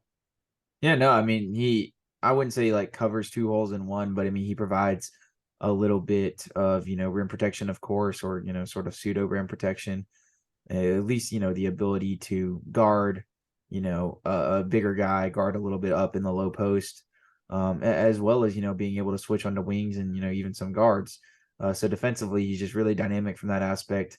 It may be, his inclusion on this team would, probably lessen the amount of moves they may have to make, just kind of depending on, if they got another wing and big man. But I do need to preface that, they can't make a draft night trade for him. This is, a rumor that's obviously came out of the last 72 hours. So, we wanted to cover it and stuff, but he is going to be a restricted free agent. So the Mavericks are, if they do want to, cash their chips in on him with a sign and trade, it's going to have to be, once free agency starts, or, they'll have to sign to that offer sheet after shedding salary. So you won't see him in a Mavericks uniform after the end of the night, but could you potentially see him in a Mavericks uniform on July 1st? Once we've made some of these draft night moves, most definitely. So we'll just monitor that situation accordingly. Jaren, next up, there's a lot of guys that the Mavericks could get really, in that late lottery range, in the 20s, maybe even the 30s, high 40s. I didn't want to go down as far as to, really stoop past guys that were getting projected past, really 40. But, with the whole prospect of trading back, I did at least want to look into some guys. I didn't do full on, draft profiles on them, but I went through some guys and, just to, keep a few eyes on for these names as the draft is about to surface, because the Mavericks could definitely be in play for a lot of these guys, just depending on, if they trade back and just, kind of where they're positioned at. So, first off here, starting with Jaime Jaquez. He's sort of a jack of all trades, sort of ultimate utility guy, was from, UCLA, played all 4 years there. Really good cutter, really good rebounder for his size. He provides some pretty stout defense. Doesn't have like the most insane wingspan or anything like that. He's not going to get a ton of like deflections coming off ball and all that sort of stuff, but he's always in the right place. And, he's got he's fairly lengthy, and his defense is almost kind of like PJ Tucker. Like, he's just very good, like one-on-one defender. He has good size. He's about 6'6", 225. He's able to just, really front guys and stay in front. The offensive game for him is kind of, his sort of downfall. He's kind of projected in the late 20s or whatever. But if he can improve his 3-point shooting throughout the course of his career, he's an interesting prospect to look out for sure. He just doesn't do any one thing extremely well. Leonard Miller is a guy that I'm really high on. He is a sort of, lengthier 6'10" forward. He played for the G League Ignite last year. And before that he was, with the under 19 or whatever Canadian national team. And I mean, this is a guy who, could project as like a Pascal Siakam-esque type of player. But the rawness that a Pascal Siakam had when he came into the league is still there. He's about 6'10" and he has a little bit of a handle, but he needs to improve the mechanics of his jump shots quite a bit, before we're looking at a guy that can contribute on a night-to-night basis. He improved a lot in his 1 year with the Ignite. He got a lot bigger, a lot better, in terms of his rim protection. He's a guy that can, if everything pans out, could go 1 through 5 at the end of the day. Got a lot better at his rebounding, but the offensive game is just so raw that, you got to kind of look at it fairly gingerly in terms of him. But, if he's available in that sort of 15 to 20 range, he's a guy that I would definitely look to pounce on.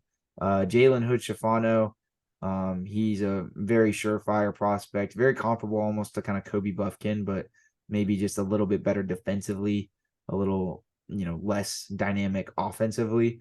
But he's lengthy, about 6'6". He would be, he's slated to go like really, in that 10 to 15 range. So the Mavericks, if they're trading back slightly, something like that, he is a, self-creator. He is a ball handler, but I'm sure he could still, be delegated to the wing a little bit, with Luka and Kyrie. So he's really interesting. He's one of the, higher up guys on this list that I would be looking at. And then you got another guy in Jordan Hawkins last year. He was a sophomore.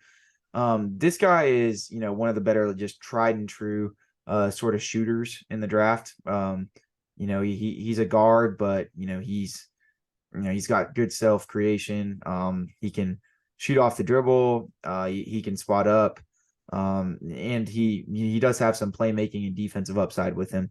I wouldn't say that, the playmaking and defensive upside is, as consistent as his shot. Those are definitely going to be his swing factors in terms of,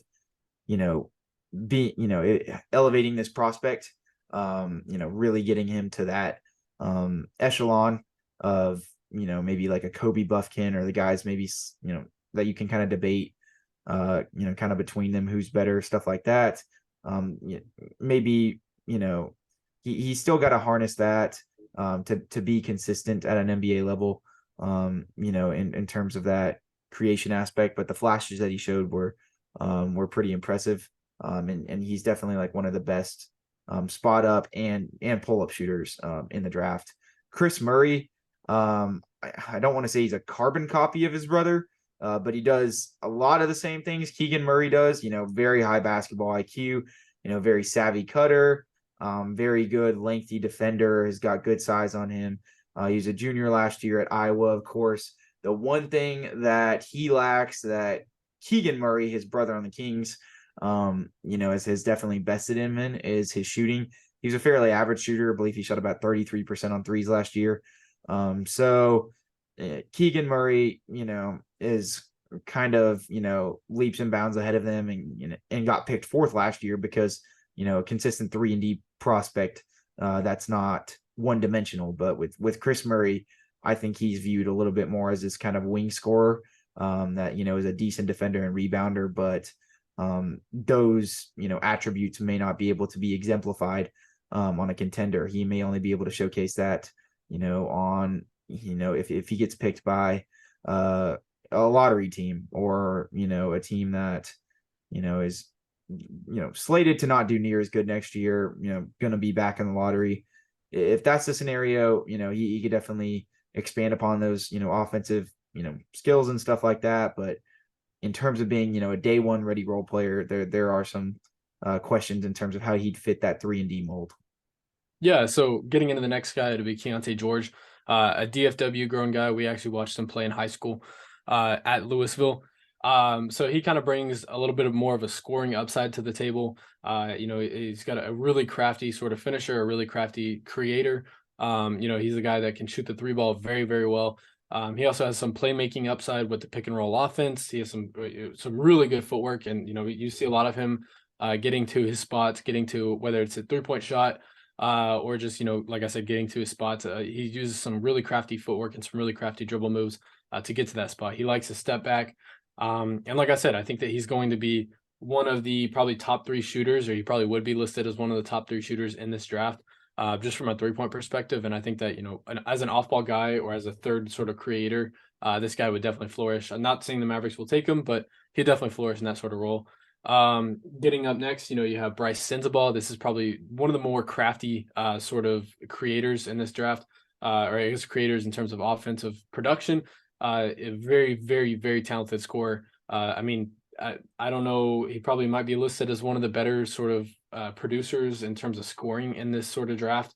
Projected as a late lottery, a late lottery to like probably mid-20s kind of draft pick. You could go anywhere. But he's been like projected as like as late as like 35, 40 as well. Yeah, like a lot of these guys are very interchangeable in the sense that like there are some, I think Hawkins, Hood Schifano, and like Keontae George, for instance, they're pretty safe bets to, go in that 10 to 20 range. A lot of these other guys are very volatile in terms of where they project. I would say really anywhere from as high as 15 if somebody wants to take a swing on them to as low as 40 with, a good portion of these guys. Yeah, absolutely. So Bryce Sensabaugh, like I said, just brings a really, really, really good sort of offensive production. Only thing is, he might take a few years to kind of develop that. The second half of or I guess the other side of the ball, defense is at a pretty good question. But getting up next, you have Nick Smith Jr. of Arkansas.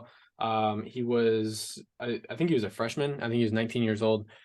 He's a really crafty sort of little point guard. almost, reminiscent, not of like Bones Highland, but of his figure of Bones Highland. And with that, he had some really big sort of injury concerns, and that's kind of why he sort of dropped off in the draft. I think he was originally a top 10 or top lottery pick in this year's draft, but he fell off a little bit just due to injuries. Had a lot of injuries this past year with Arkansas, but led his team to the Sweet 16 and had a very, very strong finish to the season. I think he shot like 48% from three and like 58% from the field over the last like 16 games. Had a very strong finish to the season, as I said. But yeah, like I said, injuries, defense, and strength are kind of the only concerns of his. Next, you have Jet Howard. This is a guy, his dad is actually Juwan Howard, and he played for his dad at Michigan. Kind of more of a stretch 4, stretch 5 kind of guy, bigger frame. I think play style, from what I've read, if I'm picking my own comparison, would kind of be like a Maxey, where in the sense that he could stretch the floor, kind of probably develop a pick and roll offense and also play a little bit of defense. But definitely the defensive side of the ball is more questionable. But definitely more of a stretch 4. He can nail the 3 from anywhere. And yeah, really good sort of stretch kind of guy in terms of that. Maybe kind of like if he can develop the defense, I do see like a lot of Cam Johnson in him too. He is a little bit more mobile than like a Maxey, but that that mobility doesn't really extend to the defensive side of things. He has the tendency to open up his hips and stuff. So I would be intrigued to see how he pans out, but he definitely has that sort of Cam Johnson type of archetype. What about Noah Clowney, Jaren? Yeah, no Clowney. I mean, this guy, he has definitely much more, I guess, like boom potential than honestly any of these other guys, maybe Keontae George. He has some really good defensive versatility, can guard not necessarily 1 through 5, but probably 3 through 5. He can guard the perimeter a little bit. He can also rim protect. His shot blocking is honestly really elite. I think he played for Alabama, or he actually did play for Alabama. He's kind of projected into that sort of late first, early second sort of sort of range. He also has some really good shooting upside. Shot the 3 ball, not at an insane clip. I think he only shot like 28%, but the 3-point shots that he did make were really well. Has a consistent flow with his mechanics and shot mechanics. So I think that there's definitely potential there. And also his finishing. He's a really good finisher.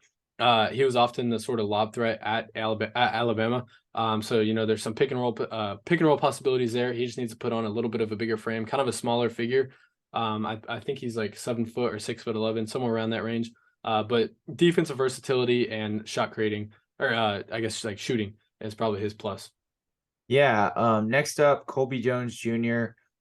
This guy is about 6'6", but in the same vein as some of the bigger guards in this draft. There's a lot of them. Just kind of like Hood Schifano, just kind of like Kobe Buffkin. This is a guy that is fairly dynamic with the ball in his hands. He's not too flashy though. He played at I believe Xavier last year, and he's a really excellent defender, can guard 1 through 3 comfortably. But he's just a very sound basketball player, knows how to run a pick and roll really well. If you give him space or you go under on a screen, he's going to make you pay. He's pretty solid at shooting. He needs to get a little bit better at floor spacing, but there's definitely some upside here with him. This one draft website compared him to DeLon Wright. So any of those sort of bigger guards, you can kind of pencil him in terms of the defensive potential and the ability to really be dynamic if he's able to open up a little bit more on the offensive side of things. But he is a junior, he's a little bit older, so I think that's why he's slated a little bit behind Hood Schifano and like Kobe Buffkin and Cason Wallace and all those bigger guards as well. Dariq Whitehead, one of the biggest swing guys in the draft. Just a pure like 6. I mean, I've seen some people listen to like 6'8". He's anywhere between like 6'6", 6'8", but he had a pretty limited role at Duke last year.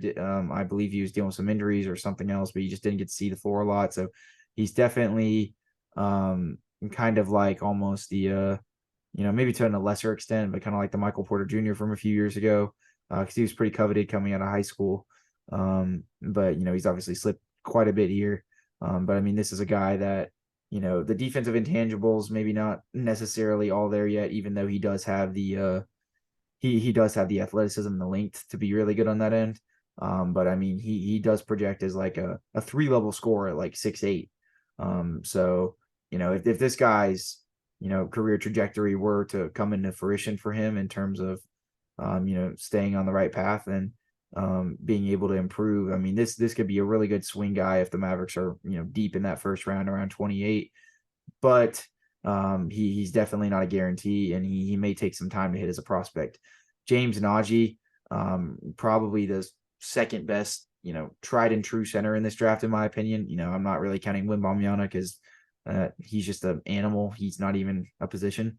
But with James Najee here, guy that played at Indiana last year, I believe that he had originally came over to the United States from, I believe, Nigeria. He was working with Serge Ibaka a lot, or maybe the Congo. I have to look up the exact country, but transferred over here, has not been really playing basketball all too long, really only maybe like 5 or 6 years. But I mean, he's adapted fairly well. He's became a really good rim runner. He's become, an excellent shot blocker. He's become a really good roll man. He's also, became a guy that sets really hard screens and is a pretty dynamic rebounder as well. He sort of encapsulates, the ultimate big man, in terms of like, the 1990s.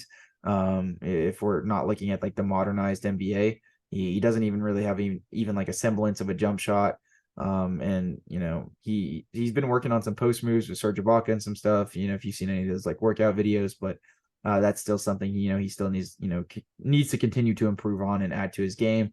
But in terms of like doing the things that the Mavericks just really need him to, in terms of, setting screens, being a good rim protector, being able to rotate over, from the weak side, as well as, he has the size. He has like a 7'7" wingspan. He's like 6'11", solid like 230. He has good weight on him.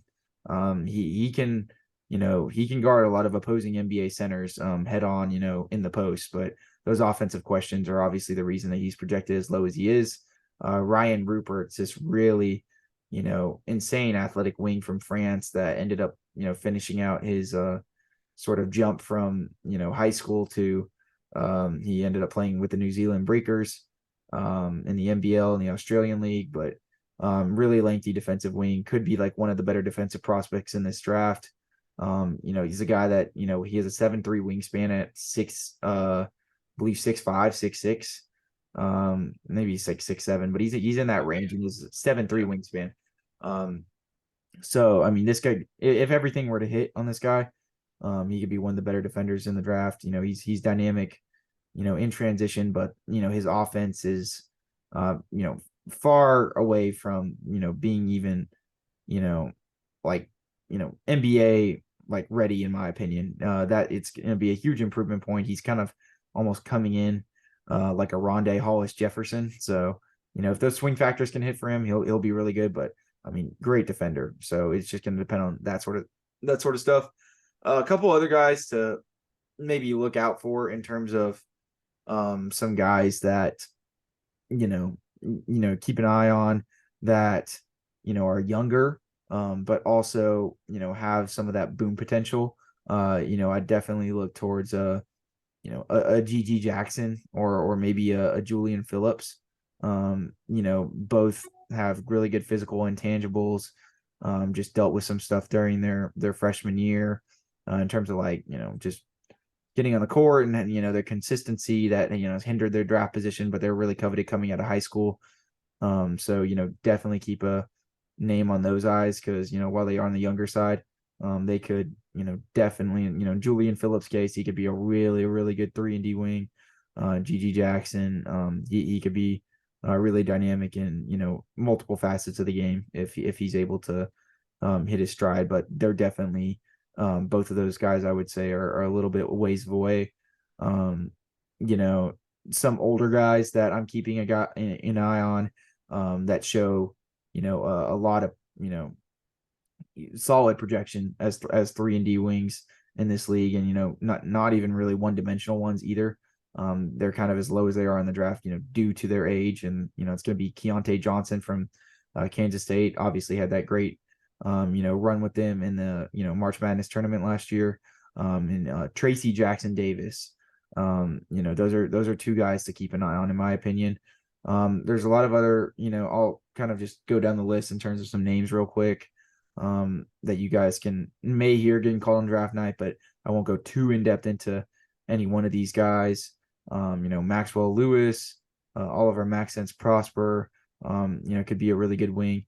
And Brandon Podziemski, or whatever his name was, he's projected to go like 25. He's a, pretty sufficient creator, but, he's not really exactly what the Mavericks need. Ben Shepherd, really, really good movement shooter. Jalen Wilson, Andre Jackson, both of those guys, project well as some decent wings, or, slash kind of wing / guards. City Sissoko, really raw, sort of prospect from the G League Ignite.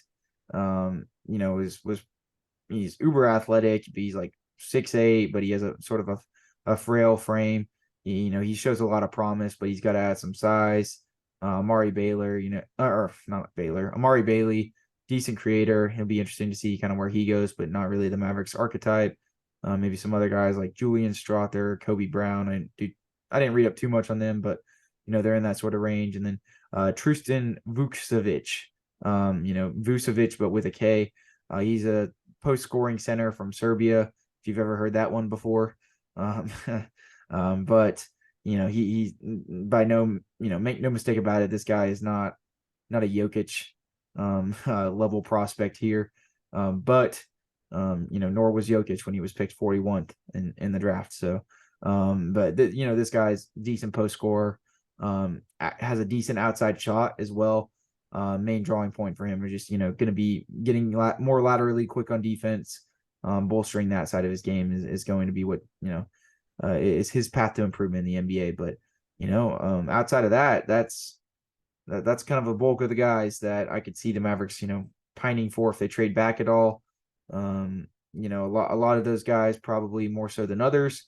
But it'll be an interesting dynamic. But there's still a lot of guys, in that 40, maybe late 30 range that I wasn't even able to really get around to, just because it's such a big, I can't cover everybody in the draft, just because this is only a Mavericks podcast. But with the whole prospect of them trading back, I wanted to try to touch base, or at least touch surface on as many guys as I could. So, barring that, Jaren, we still have the Cam Whitmore profile to get into. If you guys have been listening this far in the podcast, you are a real one. You are a Mainstream Mavs aficionado. We really appreciate it. I know it's the longer one, but it's our draft preview and our, Cam Whitmore profile. So had to be a bigger episode. But, Jaren, I've been talking here, nonstop for like 10 minutes. So if you would like to, alleviate some of the load from me and, start us off with Cam Whitmore, and, a guy that has obviously been slated to potentially drop to 10 after originally kind of being penciled in that top 5, a guy that we didn't really even need, feel the need to do a profile for, because we thought there was no chance he dropped to the Mavericks. But, there's been rumblings recently that Detroit may not like him there because they got Jaden Ivey and Cade already.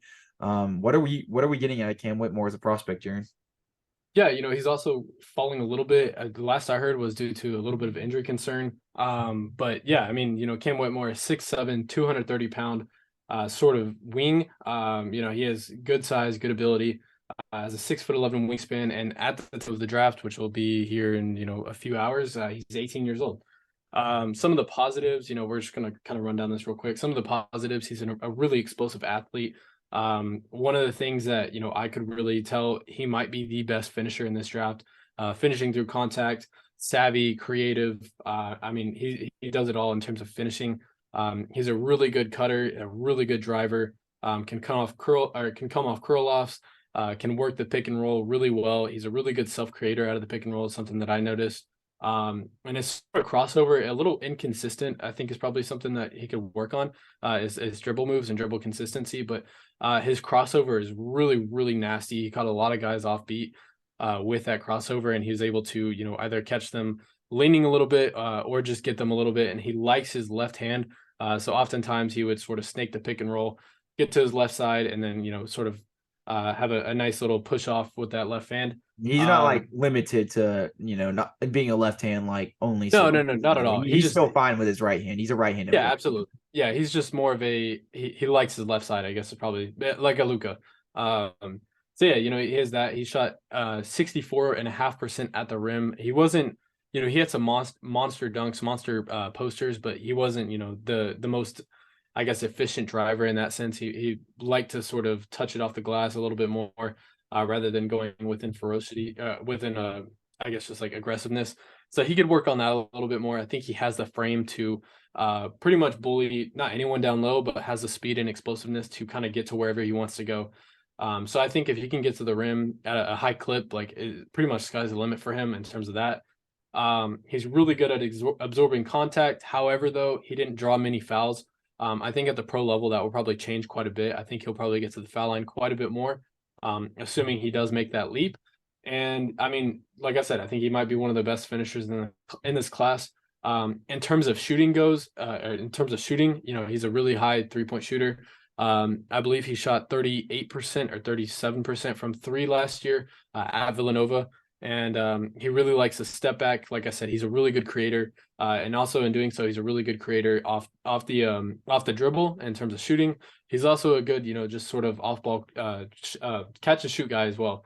He can kind of do it all in terms of shooting. He kind of lacks a little bit of a mid-range shot. So, you're not going to see him take too many mid-range jumpers or many floaters in that direction. Kind of has just the driving ability and shooting ability, but not saying that he can't develop that at all. I think he could definitely be a high 3-level scorer at the pro level. But in terms of defense, he's a really good defender. Kind of the only thing that you can kind of question was sort of his aggressiveness at times. Granted, he was on a little bit of like a 500 Villanova team, so maybe there was some disconnect there. But understood defensive schemes, has a really high IQ with the ball, especially, and I think that kind of helps him on defense. He was able to read cuts pretty well. His pick and roll defense, I think, was a little lackluster. Like I said, he just has a little bit of a trouble to read off of cuts off that, or even the roll man. That's kind of something that I can nitpick. But other than that, he has a really high IQ. He was able to pick guys up, and a very good point of attack defender. Some of the sort of improvements he can make on that defensive side was screen navigating. He kind of got lost on screens, or even off-ball screens caught him way out of the picture of his man. There's oftentimes wide open threes that were kind of conducive to him either just being a little late to the screen, or just not trying to fight over the screen, and that's something that he could definitely work on at the pro level. But last sort of, I guess, positive. I mean, not really last positive, but he averaged 1.4 assists or steals per game. Sorry. But yeah, I mean, last sort of positive I can make was that he was a very lateral, quick defender, and that he is a very, very high level talented sort of cutter. He can make pretty much every cut possible: 45s, UCLAs, backdoors, whatever it be. He's done a really good job at that. And oftentimes, whenever you see his highlight video at Villanova, whenever he was dunking on someone's head, it was due to a backdoor or 45 cut. And just someone finding him, and he's very sound at sort of spacing and doing that sort of thing. I don't know if you want to do anything, but chime in if you do. Any improvements he does need to make. Ball handling was something that just was super inconsistent. Was a little too loose with his dribble. Had 1.7 turnovers, which isn't very good, especially at that college level. But he was asked to do a lot at Villanova, and I think that whatever team he does go to, he's not going to be asked to do too much with the ball. He could definitely work up into that, but I think that's just going to take him some time. Like I said, and wasn't much of a facilitator. He wasn't much of a playmaker. Only averaged 0.7 assists per game. But whenever he was finding people, it wasn't necessarily forcing the ball inside, but he liked to kind of do the sort of shifty, quick passes off cutters. That was kind of his favorite sort of pass to make. And in doing so, he also caused most of his turnovers were due to those sort of, I guess, just like trying to thread the needle passes, or bad decisions. Something he could definitely work on, is definitely passing for, pretty much as a whole. But like I said, he is 18 at the time of today's draft. So I think he'll be 19 the first day of summer league. I think is whenever he turns 19 years old. So will be interesting to see. But something you could be a little bit more nitpicky about is just getting his teammates involved. He likes to score in the ISO situations. Almost has tunnel vision a little bit in that scenario. Just likes to, like I said, to score. Much more of a one-on-one guy. And yeah, I mean, outside of his sort of, I guess, just like improvement he needs to make out of the mid range. I mean, keeping his dribble tighter, and sort of playmaking. He doesn't really have any negatives. I mean, there's definitely going to be more holes once we see his rookie year sort of, I guess, develop. But yeah, I think that those are probably the biggest needs he needs to make this summer going into his rookie year. But like I said, I mean, he's a much more well-rounded guy. I just think his health is probably the only concern. His health and maybe availability, probably the only concern. But I think, at 10, that's a hell of a steal and might be the steal of the draft if he is available at that 10 spot. Yeah, I mean, I'm not. I mean, do you know exactly what his injury was? I'm not sure. I just heard around NBA camps and sort of media. I'm not sure how even feasible it is. It's kind of like unchecked Twitter. But a lot of people were saying that he could fall to that 10 spot due to a little bit of injury and that Detroit situation that you were talking about. Okay, yeah. I mean, I don't know exactly what his injury is, but so long as it's not a major injury, I wouldn't be too concerned whatsoever given his age and, how quickly he could bounce back from that. I mean, obviously, this is like one of the more high profile NBA ready athletes in the draft. I mean, this is a guy that's like 6'6", 230. He's got a man's ready body already. And he's got insane verticality. He projects very well on both ends, and I think the reason that this guy is so highly touted is because he has so many intangibles that you can't teach, and the things that you can teach, he's still young enough to get very a lot better at that. But I mean, he's already, as to be as savvy as he is very impressive. You see a lot of guys that have to, sort of carry the burden for their team. Maybe not do some of the ancillary things like, being an effective cutter from that wing position. I mean, he, did everything in that department and more. He's an insane athlete in transition, a great finisher, very savvy, but also absorbs contact, kind of like what Jaren said.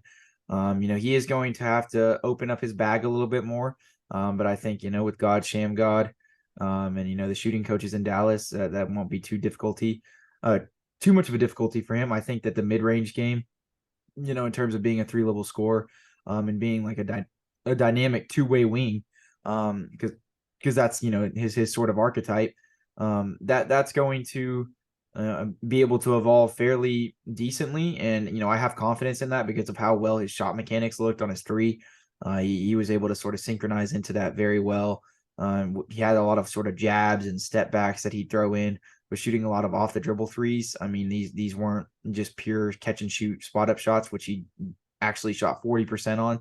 So, I mean, this guy, the potential is through the roof. The biggest inhibition on his game is definitely the playmaking. I mean, averaging under an assist a game is obviously, fairly concerning. But it's, for a two-way wing, those we've seen a lot of guys over the course of their career be able to develop that.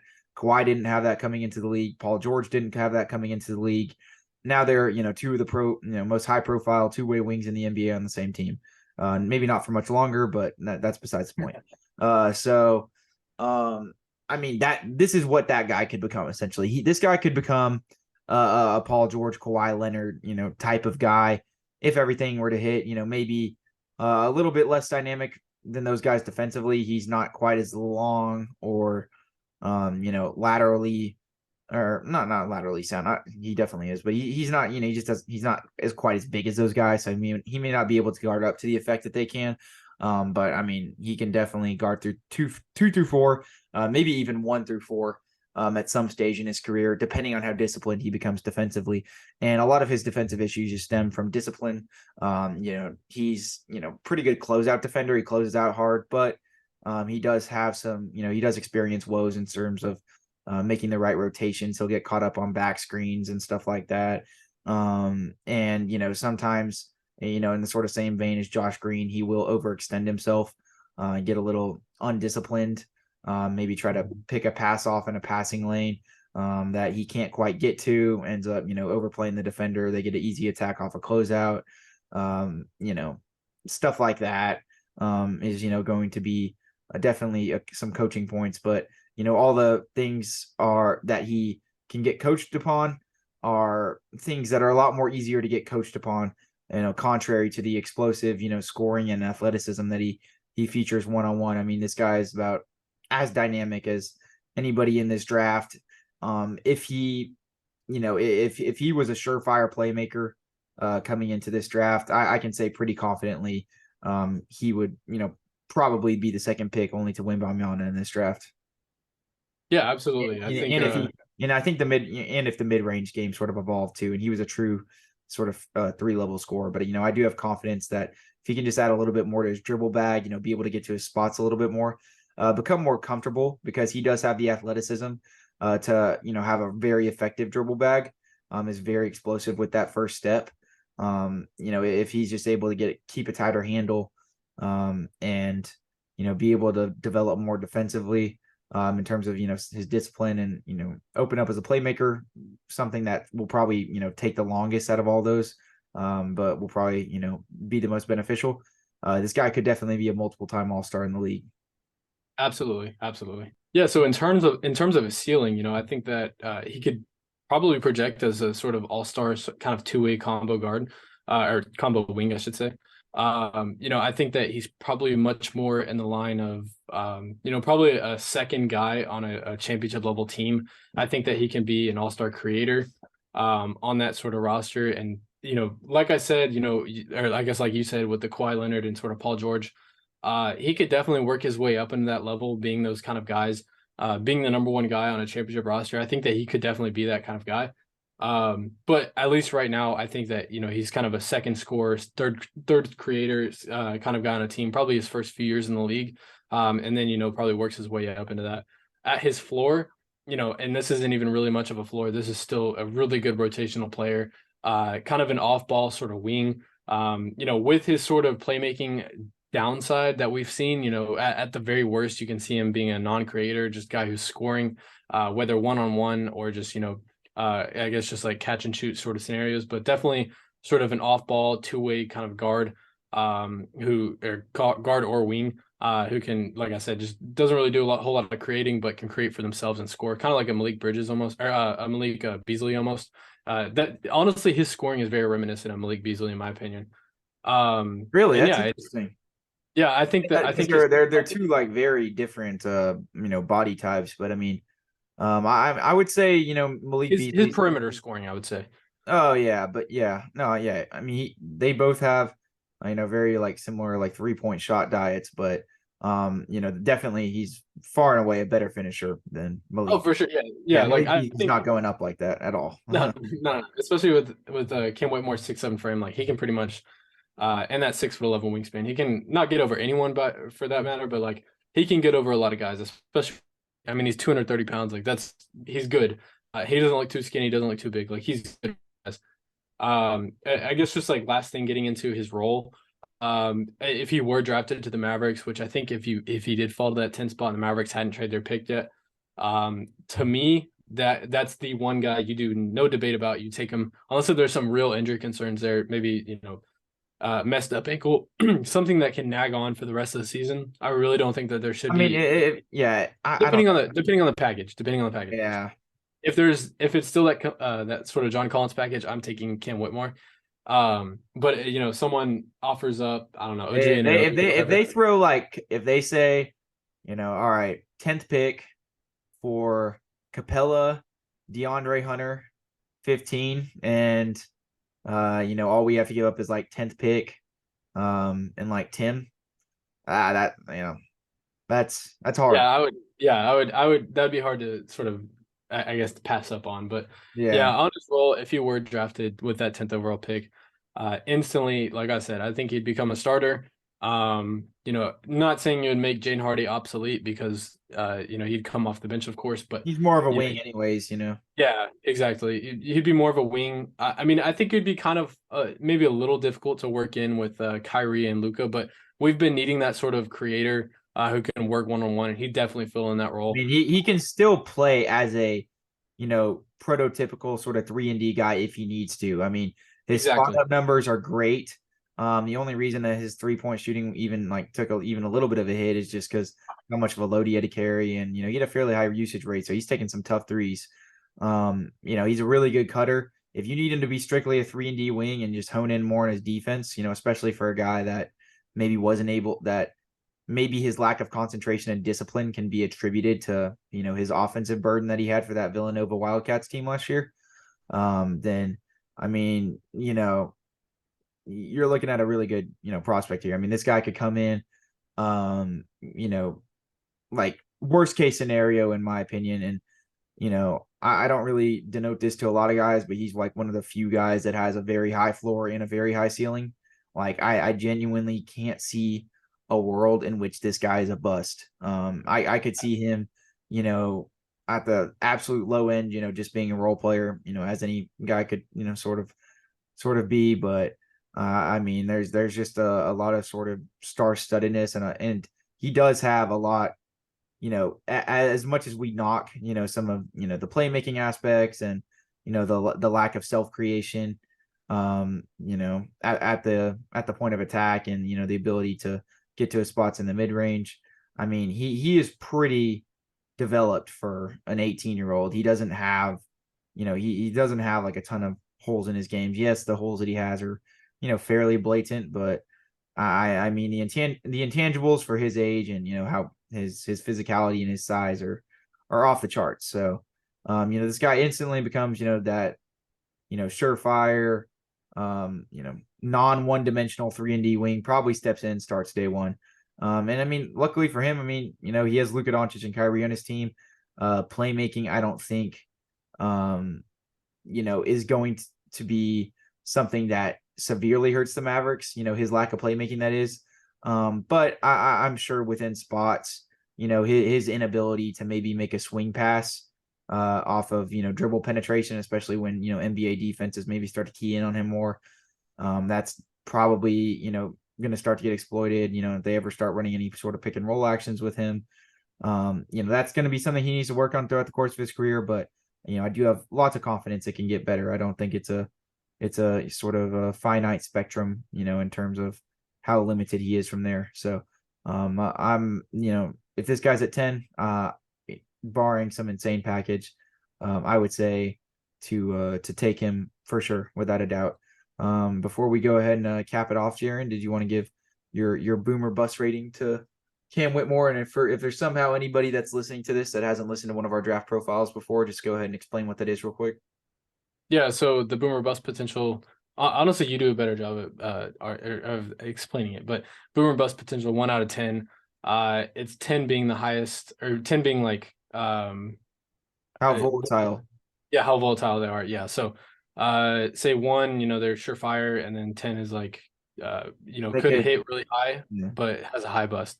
With Cam Whitmore, I mean, he might be the lowest in my opinion, or one of the lowest, and like he might be like a 2 or a 3. Just in the sense that he will hit, or maybe not will hit, but like in my opinion, I think he will hit, and at his very floor, it's still hitting. Especially at a 10 spot, I think that you're getting a lot for what you're getting. Yeah. No, I mean, if he drops to 10, it's not going to be a situation like last year where, he's a sort of draft and stash in the D League like Johnny Davis was for the Wizards last year. God forbid that the sort of top 9 ends up panning out how it did last year, and then we're left with a Johnny Davis type of guy, because top 9 was really good last year. And, I mean, Johnny Davis could, still end up, turning things around, but he just saw pretty limited action with the Wizards last year. So, that 10 spot has historically sort of scared me. But it'll be really interesting to see how things pan out. How do you feel, Jaren, now that, we've done the whole podcast? Do you feel more optimistic about the draft now that we've been talking here for about 2 hours, about Cam Whitmore and what the Mavericks are going to be potentially doing, or does this give you an increased sense of uneasiness? I don't know if I'm more optimistic. I don't know if I'm more uneasy, but I would definitely say 2 hours of discussing Mavericks basketball and what they could possibly do has got me hyped for 5 hours from now. Wow, we're inching closer to it. I'm actually really, really excited. And doing this podcast honestly got me very, very excited for tonight's endeavors and tonight's activities for an utter failure of what will probably happen. So Yes, that is a very accurate descriptor. But we are really excited. We are going to be live streaming everything, hopefully starting around like 4 or 5. We're going to try to get that up for you guys on YouTube. We're going to be blasting it all over Twitter. So if you're listening to this in any capacity and you follow our Twitter at Mainstream214, you can get updates in regards to the live stream there. But make sure to check out our YouTube where we will be live streaming. We'll post a preview and everything like that on our Twitter. So you guys can be plugged in on that. Turn on the post noties if you really want to join. Me and Jaren will be live streaming the whole draft, giving our live reactions, not just to what the Mavericks do. We'll obviously be looking at it from a Mavericks angle, and discussing what they can do the entire time. But we'll be interacting with you guys if you come in, whatever questions you want us to answer or talk with us, we definitely will. We've never done anything like this, but we've been planning on trying to do it for a long time. We thought no better way to do it than the ultimate event that is the NBA draft. So make sure to go check that out. Mainstream Mavs podcast on YouTube. Like, comment, and subscribe. This video will be posted there on YouTube as well. Comment down below. Is Cam Whitmore the we're gonna go a little bit of a different one for today, Jaren. Could Cam Whitmore play tight end in the NFL? There we go. Yeah, that's the question. That's the YouTube question of the day. Lighthearted on draft day. Trying to increase the happiness over here in the podcast studio before the studio. Yes, the studio. We're gonna have the setup on fleek tonight. You guys just watch. But what I was gonna say though, got to increase the happiness and the overall just sentiment around here when the Mavericks are gonna let us down. Selecting Bryce Sensabaugh at 10 tonight. So everybody just put on your hard hats and let's go dig our graves. So absolutely, because we're not going to want to be on the planet after tonight. I'm just joking. Bad joke. Go ahead and end the podcast now. Also make sure to follow us and give us a 5-star rating on Apple Podcasts or Spotify or wherever else you get your podcast listening platforms. We appreciate all the feedback you guys give us. Even if it's criticism, we definitely would take it into account and try to improve from it. So just make sure to hit us up there and turn on those post noties if you want to keep listening to the podcast. We really appreciate you guys listening this far in the podcast. Draft is tonight. Mainstream Mavs finna pop out on site. Join the live stream. Mainstream Mavs signing out. Bye-bye.